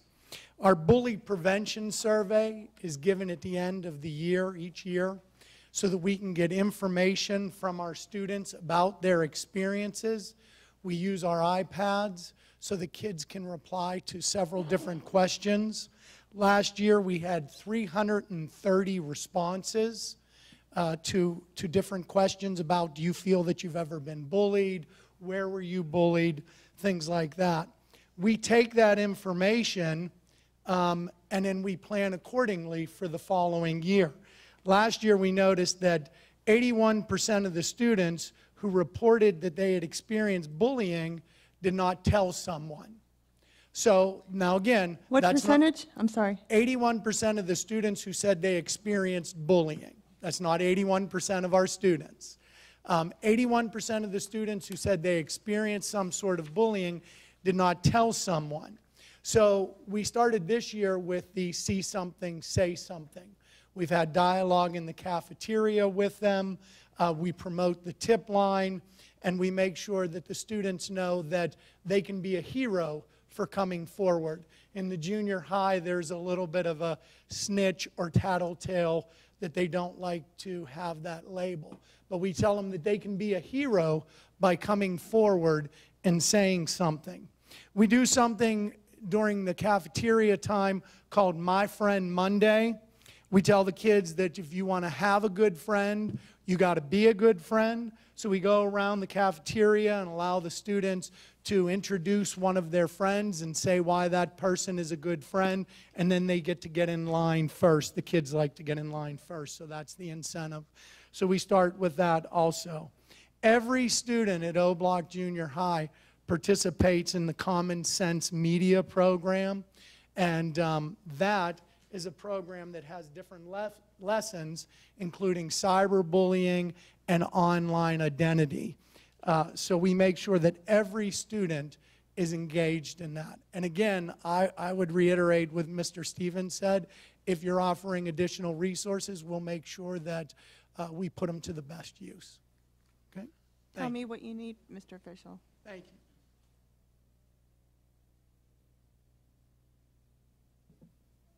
Okay, good evening, members of the school board and Plum Borough community. My name is Fran Shulo, principal of Holiday Park Elementary School, and I'll speak tonight on behalf of our 4 elementary schools in regards to our elementary efforts to have a safe, positive, and nurturing school environment for all students.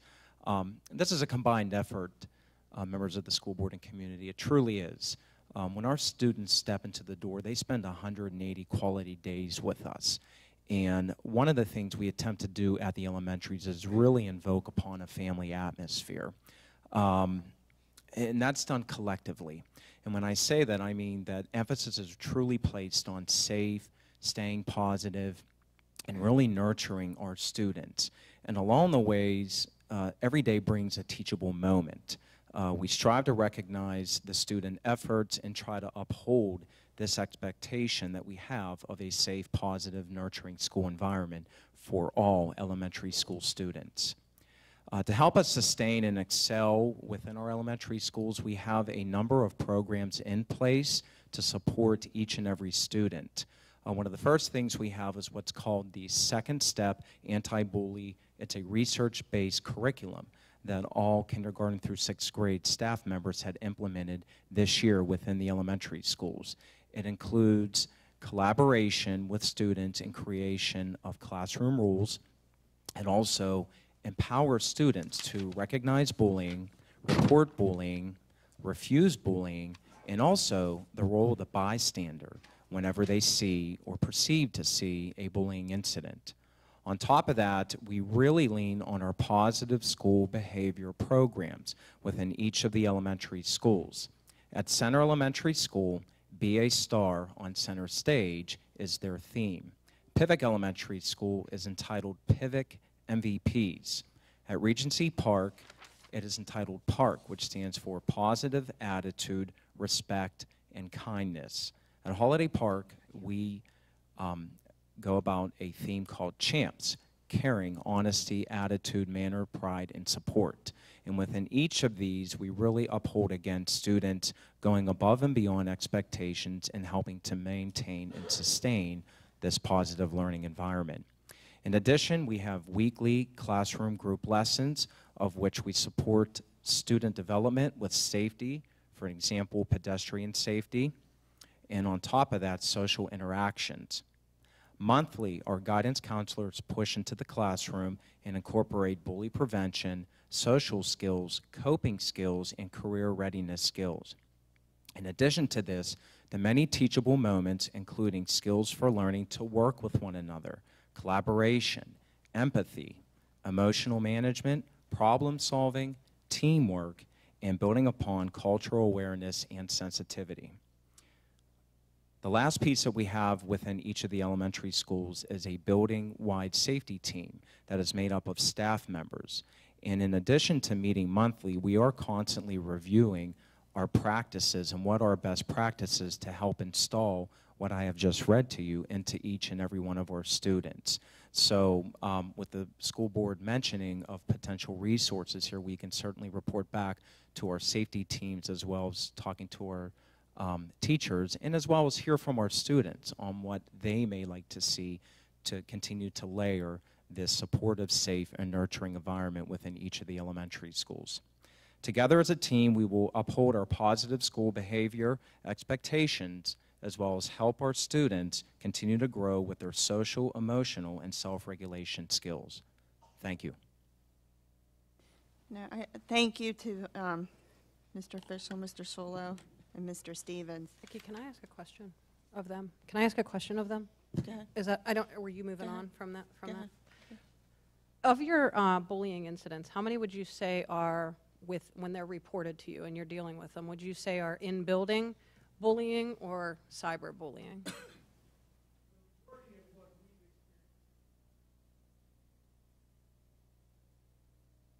And when it's happening, are you finding there's certain apps that it's happening within most often?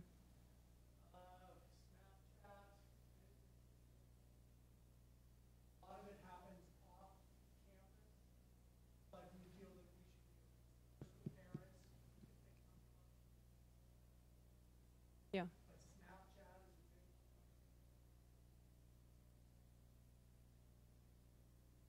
I would just say as a parent, you know, I think helping our parents to understand what's happening with Snapchat and Instagram, and it's not as much Facebook for them. And maybe we're doing that already, but I think it's important for parents to understand, you know, I have kids who would love to have those on their phone. And I limit that, and that's just a personal decision because I know those stories that happen. But I think sometimes parents think it's just a cool thing to have and they don't recognize what it's doing to their children and when they're seeing it. And there's, speaking of research-based, there's lots of research that's showing the depression that's coming even from students seeing that and seeing what other students are doing and not what they have that moment of, oh, they must be so cool and I don't have that. And whether it's cyberbullying or it's the isolation that it's creating, I feel like something that might be good if we're not doing it already, and maybe I'm just not aware of it. Last year on that, didn't they? Well, that's what I just, but how can we, because not many people from the community came, so how can we, I guess we can talk in the future about how we can provide that information, because I believe that information, I mean, the phone call that I received, was it this weekend or last weekend, from a parent of things that are going on with these programs, and you can't tell whose phone number it's coming from, and it's scary. And I know you all know what I'm talking about with this, and these are girls that are in 4th grade, 5th grade, you know, that are using these programs that their parents probably don't even know they have on their phone. Right. So we can talk about that, and that's why I asked you to come up and speak tonight, to get an idea, let the community know. The community has ideas, you know, let's work on this together, because bullying is horrific. We need to do the best we can to stop it. And I appreciate all your efforts. Yeah. Thank you. Thank you. I'm almost finished with my report.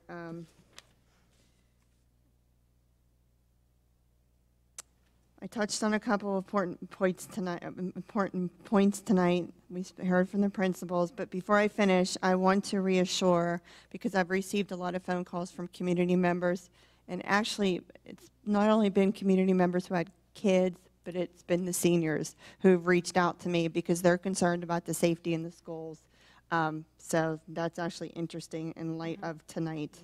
But I want to just reassure the students, the parents, the employees of the district that the Safe and Supportive School Committee will continue to make safety a priority and continue to be proactive even with the financial straits in this district.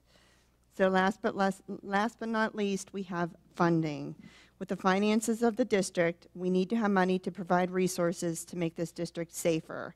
So with that being said, I reached out to our elected officials who represent all of us in Plum, and I had a conversation with, where's my list?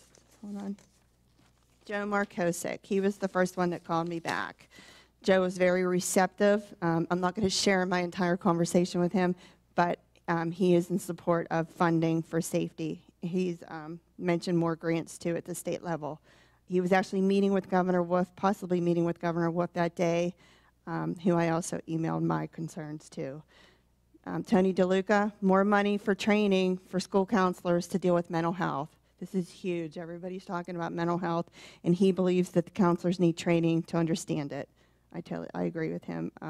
Jim Brewster, I talked to Tim Joyce, extremely receptive, supporting student safety on any idea to be proactive in changing how the state looks at safety in our schools. I spoke with Keith Roth's office, federal funding. They're going to check into grants for federal funding, and I asked for a sit down with him. So they were all extremely, extremely receptive, but I think we need action, and we need it sooner than later. The state tells us what to teach our kids, so I believe the state should provide more funding to do it in a safe environment. Tonight, I'd like to make a motion to direct our solicitor to create a resolution on behalf of the Plum Borough School District urging the Pennsylvania School Board Association, our state legislators, the governor, to advocate for funding to make safety a priority, a #1 priority across the state of Pennsylvania. Can I have a second? Second. Thank you. That's an excellent idea, Mrs. Rossler. Second, is there any discussion? Thank you for doing the work on that. Yeah, it was great. All those in favor say aye. Aye. All opposed? Aye. Do we have the resolution to read at next committee meeting, or however you want to do it? Yeah. So Great. that Thank was, you very much. That was a hard report. I appreciate people sending me emails, asking me questions, and I hope a lot of people from the community that want to work together in making this a better school district will come to that safety committee meeting. And I said it was the 29th, Gail, was that correct? Yes. Yeah. Okay. One last thing I want to clarify, because a lot of people have been asking. It's the 28th. It is, I apologize. Wednesday, the 28th. It is the Wednesday. 28th. I apologize. Here, It's here in the at the high library. school. 6 o'clock. And thank you, Gail. And one thing I just want to talk about is the morning procedures that were changed. It was my thought that we always used our best practices, but now I'm hearing procedures have been changed in light of the horrific tragedy in Florida. I'm okay with that, but I think parents want to know, are they staying? Are we gonna like, is that like a heightened alert, or is that our best practice now? We will continue that indefinitely. The change that we made was that only individuals who have appointments can enter the building. Everyone else will need to wait outside. We used to let people come into the office if they had a question or they wanted to pick up a child. That no longer will occur. You need to make an appointment if you want to actually come into the building.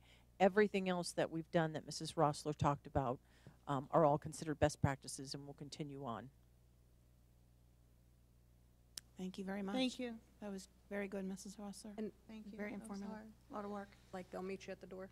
Yes. Okay. That's all I have. Thank you. Eastern Area Schools, Dr. Anderson, do you have a report? Yeah, we had a meeting, it was actually just a few days after the Florida shootings had happened, and so there was a large discussion there talking about some of the limitations of their students and what would happen if they would have a shooter.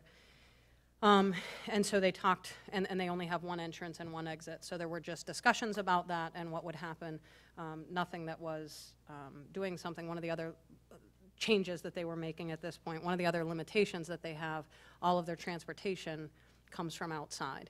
So if they needed to remove students from there, it would be fairly difficult to be able to get all of those different transportation units to come to remove the students from that location. So it just is, they're looking into it, but it's something that they recognized, even kind of looking inward from a safety perspective after that incident happened.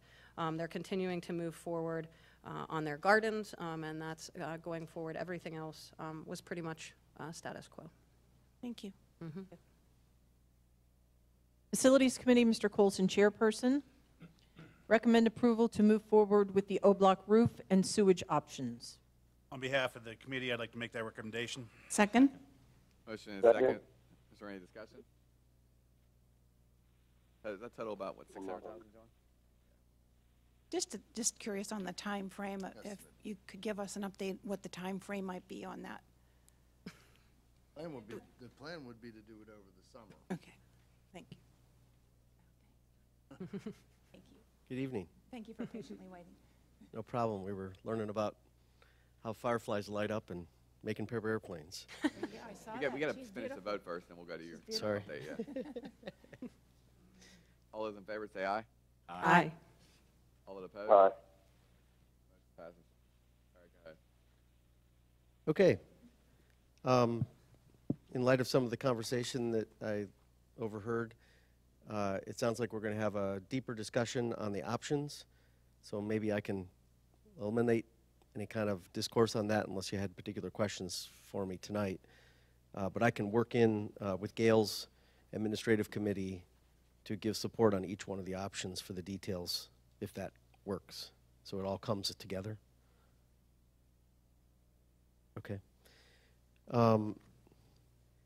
Then I think that makes some of the slides that I had kind of pointless. And you just voted on the roof, so we're okay on that.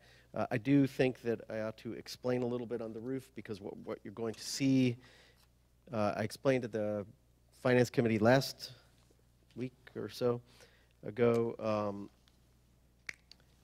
And I just wanted to go over the options with you again, just so that everybody is aware of the direction that we're going. For the roof at O Block, we have a section in the middle of the roof about 38,000 square feet that is recommended to either be recoated or replaced. To avoid the replacement, we're doing an analysis of the roof, a scan of the roof to see what areas are actually have damaged insulation. If there's a minimal amount of damage, then I think recoating is the economical way to go. So that is our base bid right now, is to recoat that section of the roof that is the worst on the school, which also includes lifting up the mechanical units. There's 5 mechanical units on that area, replacing the curbs. So that would be your base bid. An alternate bid would be for replacement of the entire roof membrane with an EPDM roof. So we have a modified built-up roof currently right now. It's a little bit more expensive, that is capable of being recoated and getting a warranty extension to 2031. If it turns out, we'll bid it both ways. That way you can make the decision. We get good competition that way, but also you can make the decision on bid day after we open the bids, which is the best value for the district long term. There is also another piece to that. The other alternate would be the roof area over the gym, which we've had several leaks. I'd like to scan that area also to determine what the real issue there is. The reason that that is really recommended for replacement is does not have slope. So there are big ponds, and the only way to fix that is to actually replace the roof. But I'm trying to get the scans there so we can determine if there's a better way to solve it. I might be able just to add a roof drain in some of those low spot areas and avoid a replacement altogether. So we'll see, at the very least, we'll see an alternate for the gym as well. So you don't have to make the decisions in the next 30 days as to exactly what you're going to award. You can do that when we open the bids and you see the numbers. Does that make sense to everybody? It's a little confusing, but once we get there, it'll be easier to see with the numbers. At the same time, we're going to try to bid we're working on the documents for the secure vestibule, and so we'll try to package those together in one bid, advertisement and everything like that, so we get some economy of scale. We also have the engineers coming to look at the gym and the pool HVAC system, so we can get a handle on exactly how much that will cost. And if it's possible, we include those things inside the bid package, but I'd want your approval on whatever that outcome is in March before we go farther. So that'll be a really hurry up kind of a thing for us to squeeze it in between March and going out for bid, your March board meeting and going out for bid. So we're trying quickly to get the information. After that, the only other thing that I heard tonight, a little bit of discussion, was a question on timelines for summer construction. So we are queued up for potential things like if you did decide to move 6th grade up, some modifications on the internal of O Block. And we will run out of time if we wait until April to make that decision. Because if you consider the fact that there needs to be time to actually design something and then put the documents together and then 30 days of bidding, by the time you're awarding it, it's probably June, and there might not be enough time to actually, get contracts in place and get contractors to actually do the work. So it's going to be really tight. So if we can have quality conversation in March about the options, I think that's mandatory, or you're putting yourselves in jeopardy. You're making my job really hard to be to do a good job, but more importantly, I think you're squeezing everything for the contractors and on something that you don't want to worry about whether or not it can be done in time. Dan, would there be a rise in cost if that happened? Not for me. To us, would there be a rise in cost if we waited till April? If we push the timeline back, is it just functionally it won't be able to occur, or is it's going to cost astronomically? I don't think it's a rise in cost. It's just a jeopardy of being completely ready by first day of school. Okay. And the reality is also, I guess if I'm being realistic, the worst case scenario is that the contractors are still under construction on a couple of the renovated rooms.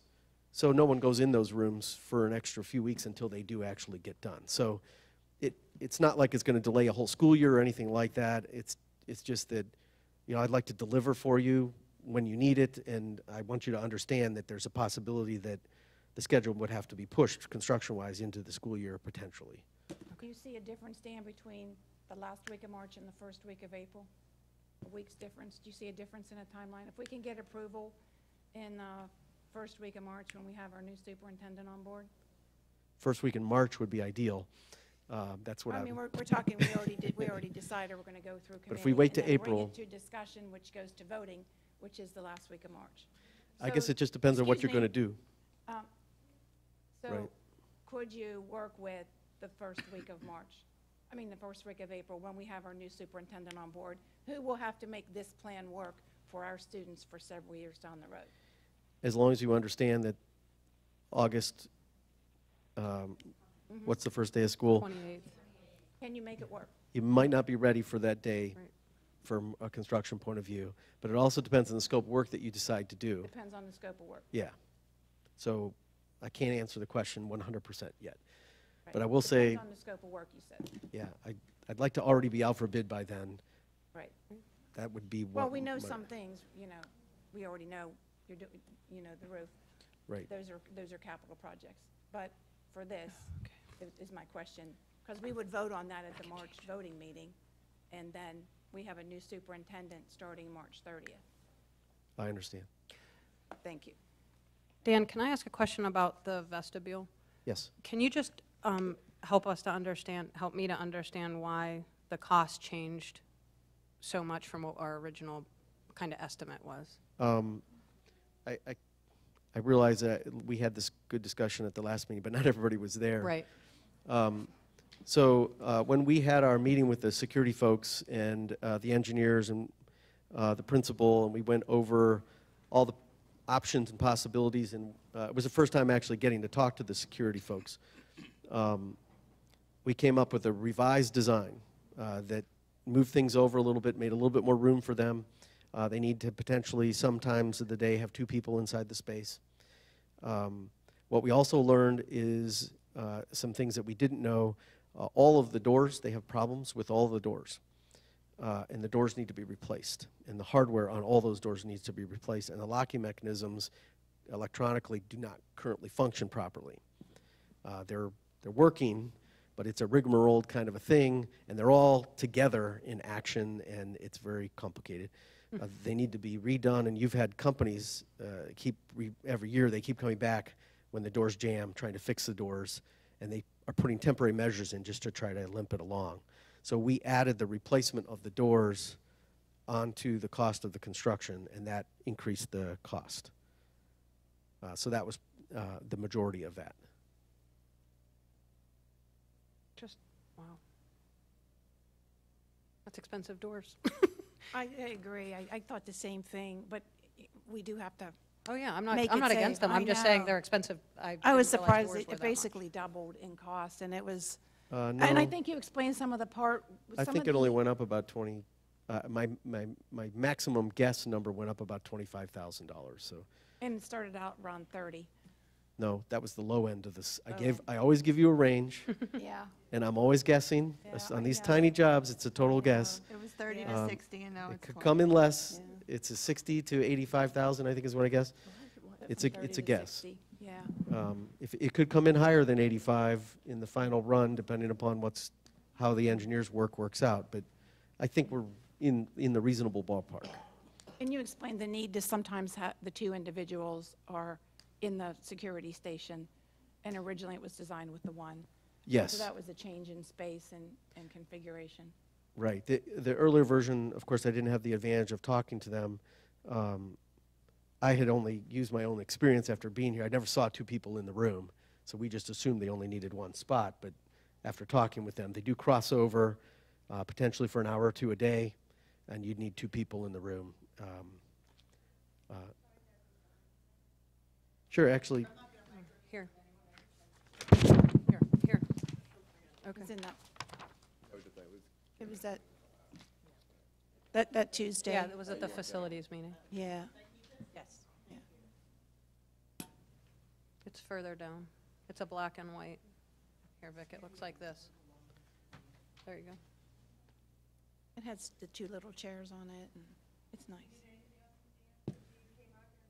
Yeah, he did. I think that answered my questions. I appreciate it. Okay. Oh, go ahead. Oh, center roof. I didn't put it on the agenda. I realized I should have put it on the agenda to address that as well. But maybe we can hit that when we look at the HVAC and the pole as well. And I do not have a report on the center roof yet. We did a preliminary drawing to determine basic conditions, but now I have to do an inspection of the roof. So since our last meeting with the request and today, it's been not enough time to get that done. Dan, can I ask one last question? Mm-hmm. And when you did the, you went over in facilities talking about how the 4 modulars at O Block would put that at like an 85% building capacity. But I get lost in how we translate population of students, number of classrooms into that FTE, magic number of being 85%. Is that explainable, or is that? I think it's very difficult, and it is mostly based on schedule. So you could put the same number of kids in the same number of classrooms from one school district to another, but one would have a harder time making the schedule work than another based on their offerings and how they run a 6-day program or a 5-day program, depending upon the case. So I'm basing my assumptions in working with your principal as to where we are. So we know that it can be done. And it's going to be tight. I think I explained at the last meeting that we're almost to the point where all of the regular classrooms are 90% utilized. So he has no flexibility beyond that in the schedule. So he's pretty confident he can make it work. I'm speaking for you. And the 85% was the 968 number? That's correct. Okay. That's all. Thank you. Mm-hmm.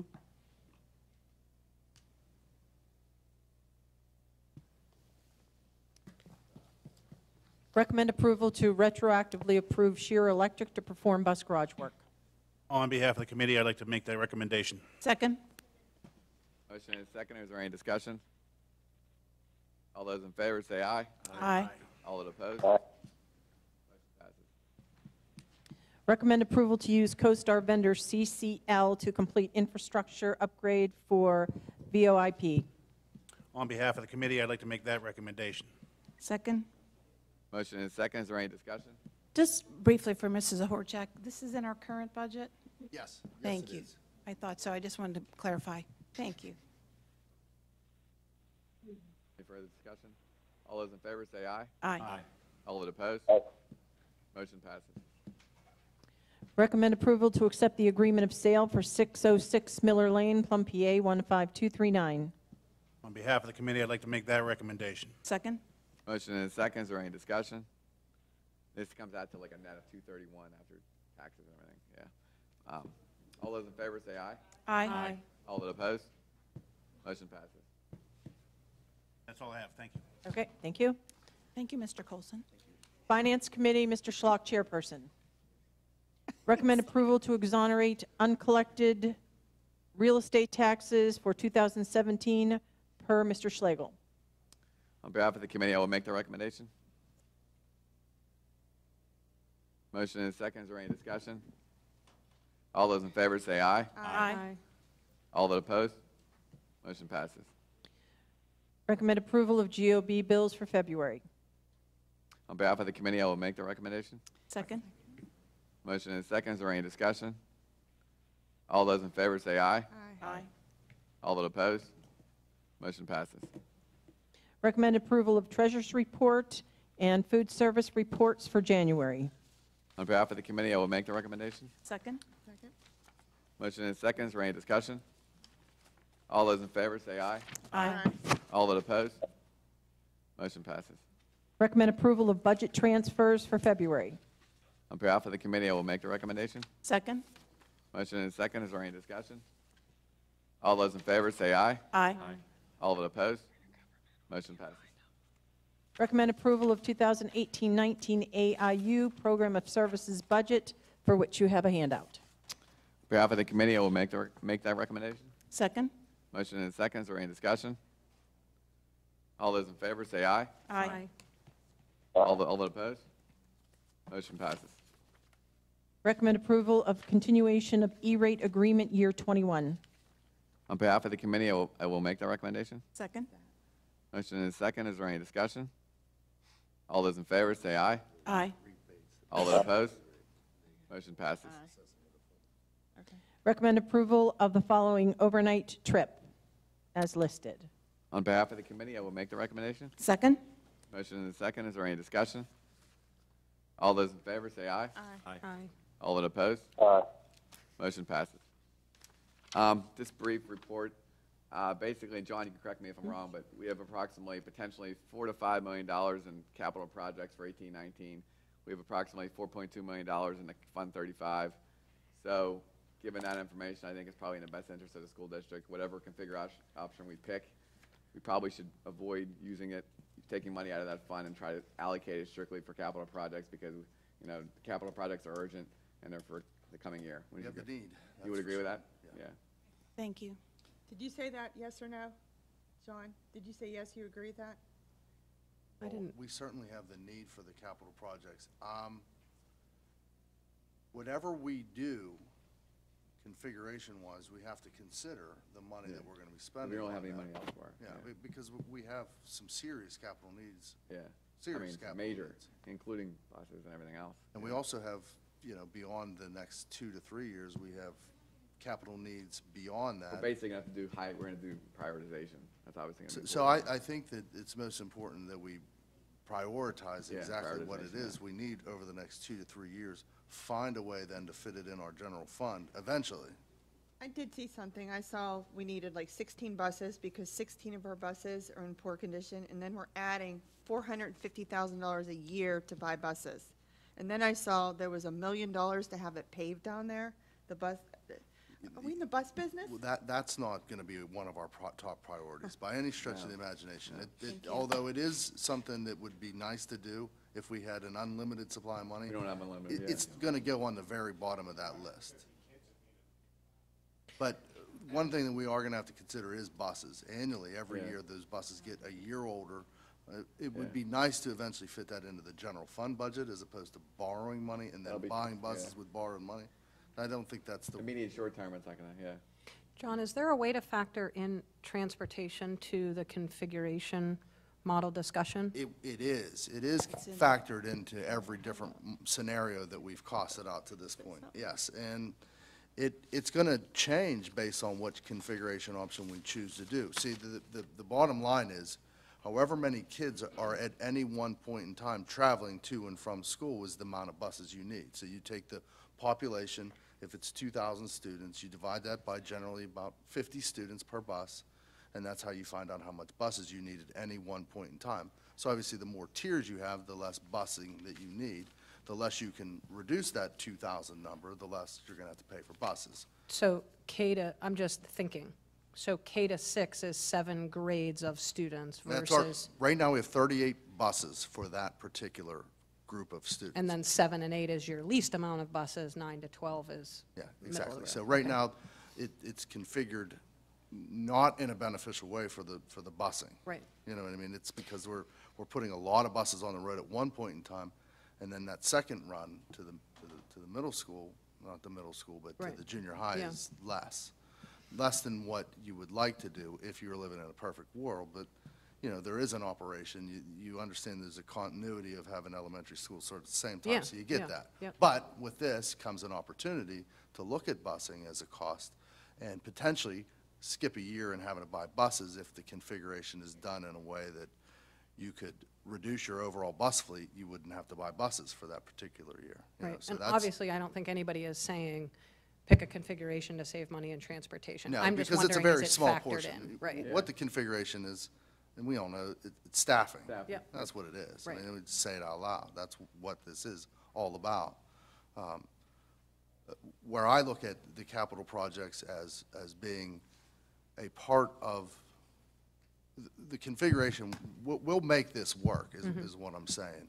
If we have to spend money on the configuration, we'll make it work, but we're gonna have to put something that was on that list, we're gonna have to Further scratch down. it off the list, or put it on another list down the road, so. Right. It can't be the 16 buses that are in poor condition, because the life of buses are only supposed to be 12 to 13 years, and we have ours at 16. Yeah.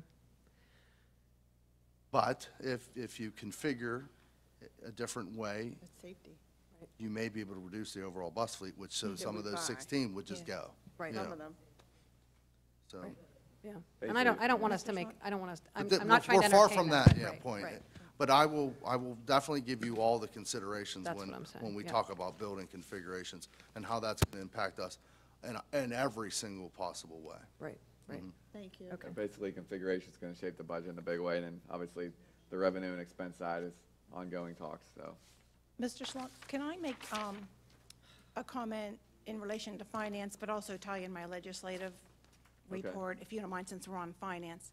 Unless you just want to give in your legislative report. probably should Just wait, wait till your think. legislative report. You Well, might it's as well more wait. tied into it's tied into finance. Yeah, but just as do it in your well. legislative report, just give it all at once, so it's not confusing. Just, It's more finance. just give it in your legislative report. Okay, anyway. we can do that. Okay. That's all I have for finance. Pardon me? Good. Okay, Food Service Committee, Mr. Rogers, he's not here. Did anybody receive a report from him? No. Okay. Forbes Road CTC, Mr. Rogers also. Intergovernmental, Mrs. Rossler. Yes, we met with council, the mayor, and I thought we had a very good meeting. We discussed Longwood, so that's on there. We spoke about that.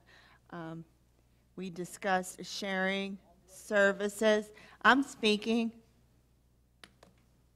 We discussed sharing services with the borough in the school district, and we discussed aggressively trying to attempt delinquent tax that people have not paid. So 3 big items. I thought the meeting went well. We talked about safety items. We talked about with the mayor and the police chief and how we can do better with Alice. I thought the meeting went well. Sue, do you have any feedback?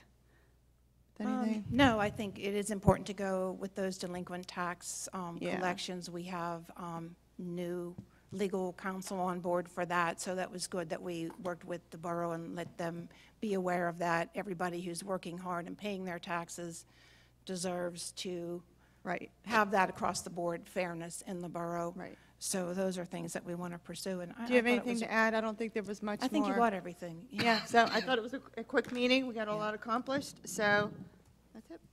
Thank you. Legislative Policy Council. Thank you, Mr. Slot. I wanted to share with the community my concerns as legislative rep.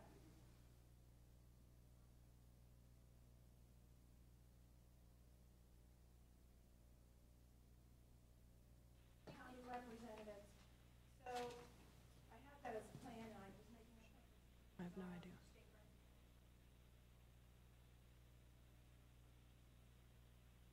I became aware of the fact that as a distressed school district.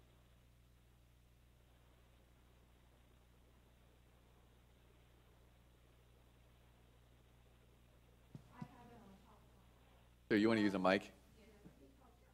Yeah, I can no longer hear her.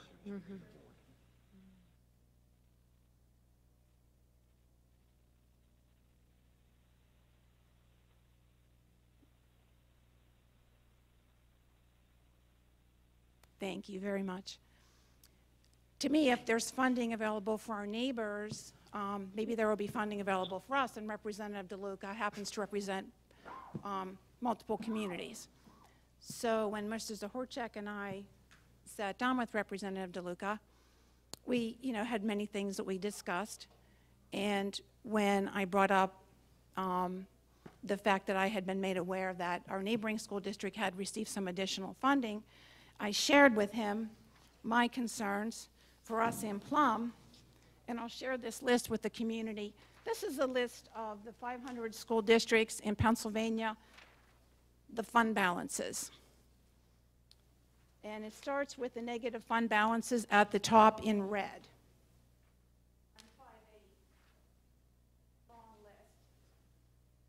are 500 school districts in Pennsylvania. The ones in red up here are the negative fund balances, those districts. Second from the top is Penn Hills School District. I have an asterisk here. When you count down 5, that's Plumboro School District. Penn Hills School District received that funding, and that funding, Representative DeLuca told us, came with some state oversight. And then we start talking about watch list, and you can see on this list that Plumboro, out of 500, is this close to Penn Hills. And that was a concern of mine, and that's what I discussed with Representative DeLuca. This, to me, is not a scare tactic. It's very concerning to me as a board member that I be a responsible steward of our tax dollars. And we can see how long this list is. I really don't want to dwell up here as a steward of our students' education. We need dollars and cents for educators and for educational materials and leadership. We are in dire straits. And we had Mr. McCullough here from PASBO. He agreed with me. And when I indicated to Mr. Zohorchak at that meeting, he also agreed with me that, correct, Mr. Zohorchak, Mr. Zohorchak, we're up here at the top. There was points in time last year that we didn't know whether or not we were going to be able to make payroll. I mean, we've got a serious financial problem. There's no doubt about that. I mean, that's very clear. We are this close to a school district that now has state oversight. So Representative Lucas said if he was not able to get us funding at this time, he would work with any other smaller grants if we would bring them to him. So I guess, you know, we have tasked our administration with that. This is my concern, that we are this close, indeed, to a neighboring school district that does now have some state oversight. Mr. Zohorchak, Representative DeLuca did tell us that that $2 million that Penn Hills got came with state oversight. That's exactly right. Thank you very much. Thank you for verifying.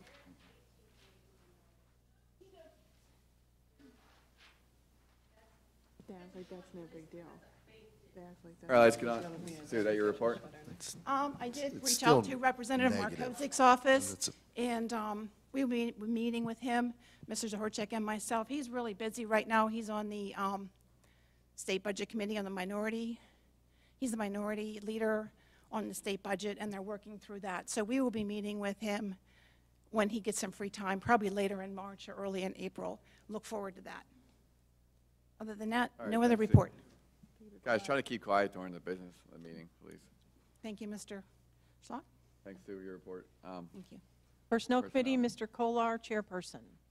Recommend approval of the personnel agenda as attached. On behalf of the committee, I'd like to make that recommendation. Thank you. Second? Motion and a second. Is there any discussion? All those in favor, say aye. Aye. All that oppose? Motion passes.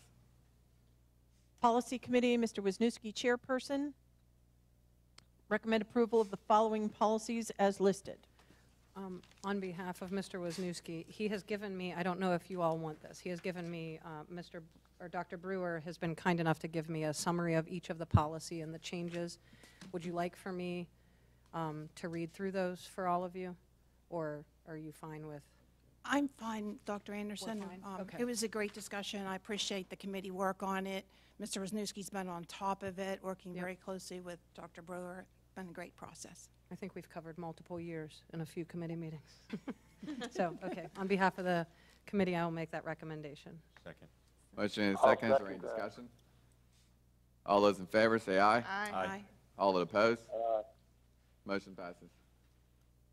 Recommend approval Does he want to say rescind. anything? I don't know if Brian has a report. Sorry. Oh, I'm Brian. not done yet. Yeah. Oh, I'm sorry. One more. Policy I three. do not have a report. Recommend approval to rescind policy 348. On behalf of the committee, I'll make that recommendation. Second?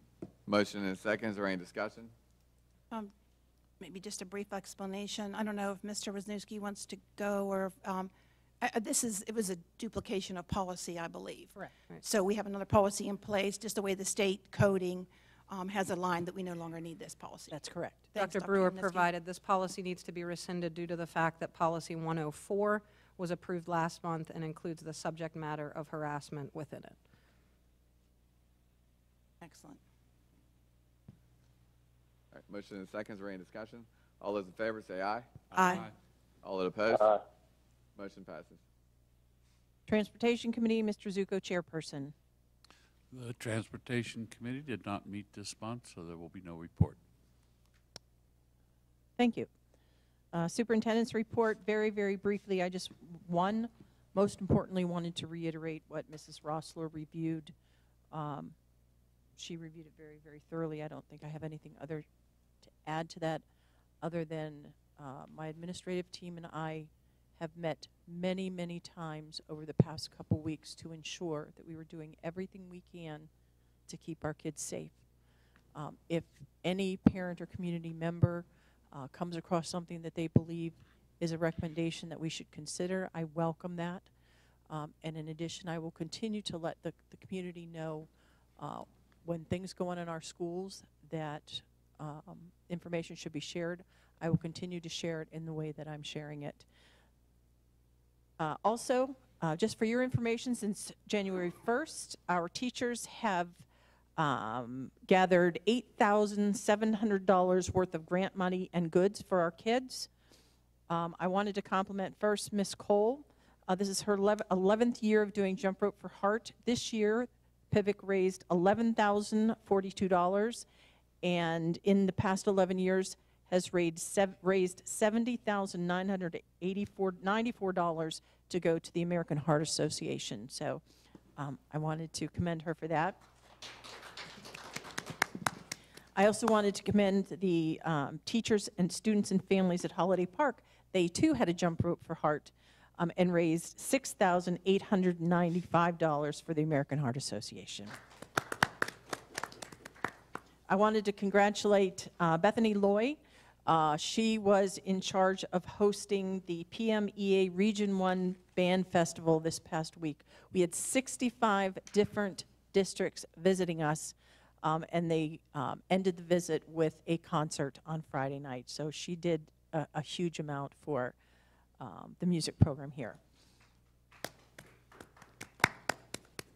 Lastly, I wanted to let the community know that we have just received approval for what's referred to as our F1 visa, so we now can move forward with our Chinese exchange program.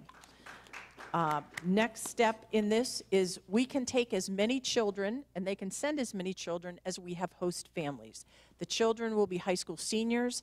They will stay here for the 18-19 school year. So it is time to get the word out. If you or anyone you know is interested in either hosting or just learning more about what it will be to host a child, please email Mr. Rivera. His email address is roveras@pbsd.k12.pa.us. And then we will begin getting the information out about what that might entail. And that's all I have. Thanks. Thank you. As far as the president's report, we recently hired a new superintendent, Dr. Brendan Highland from North Allegheny School District, one of the top performing school districts in the state. I'm very excited for his arrival, and as it was previously mentioned, it's going to be March 30th, his first day here at Plum School District. Dr. Brendan Highland's got tremendous ability and character and work ethic, or character integrity. And I think he's already started to develop relationships. He's met with some students, met with the staff, and then I'm confident under his leadership we're going to become one of the high-performing school districts in the region. And I think he's also going to help the community and district heal, obviously, from the past. So, and then under his leadership, we have some tough decisions ahead on the horizon, such as the budget reconfiguration. But I'm confident as a board, under his guidance, we're definitely going to, make some tough decisions that are going to be in the best interest of both the students and the district. So, and the meeting schedule for March, we got the committee meetings on March 6th and 13th, and the discussion meeting on the 20th, and then the next voting meeting, scheduled voting meeting, will be 7 o'clock on March 27th. And having said that, Can I just ask one question? Are we going to move to council chambers? Gail? did we get I that? have reached out to Mr. Thomas. He hasn't answered me yet. We're Okay, waiting that here. could change. We So, could yeah, be I moving will for the let you voting know, meeting. and then we will post it on. So, the Okay. find out in March then. And having said that, unless there's any additional comments, I'd like to make a motion to adjourn. Second? Second. All those in favor say aye. Aye.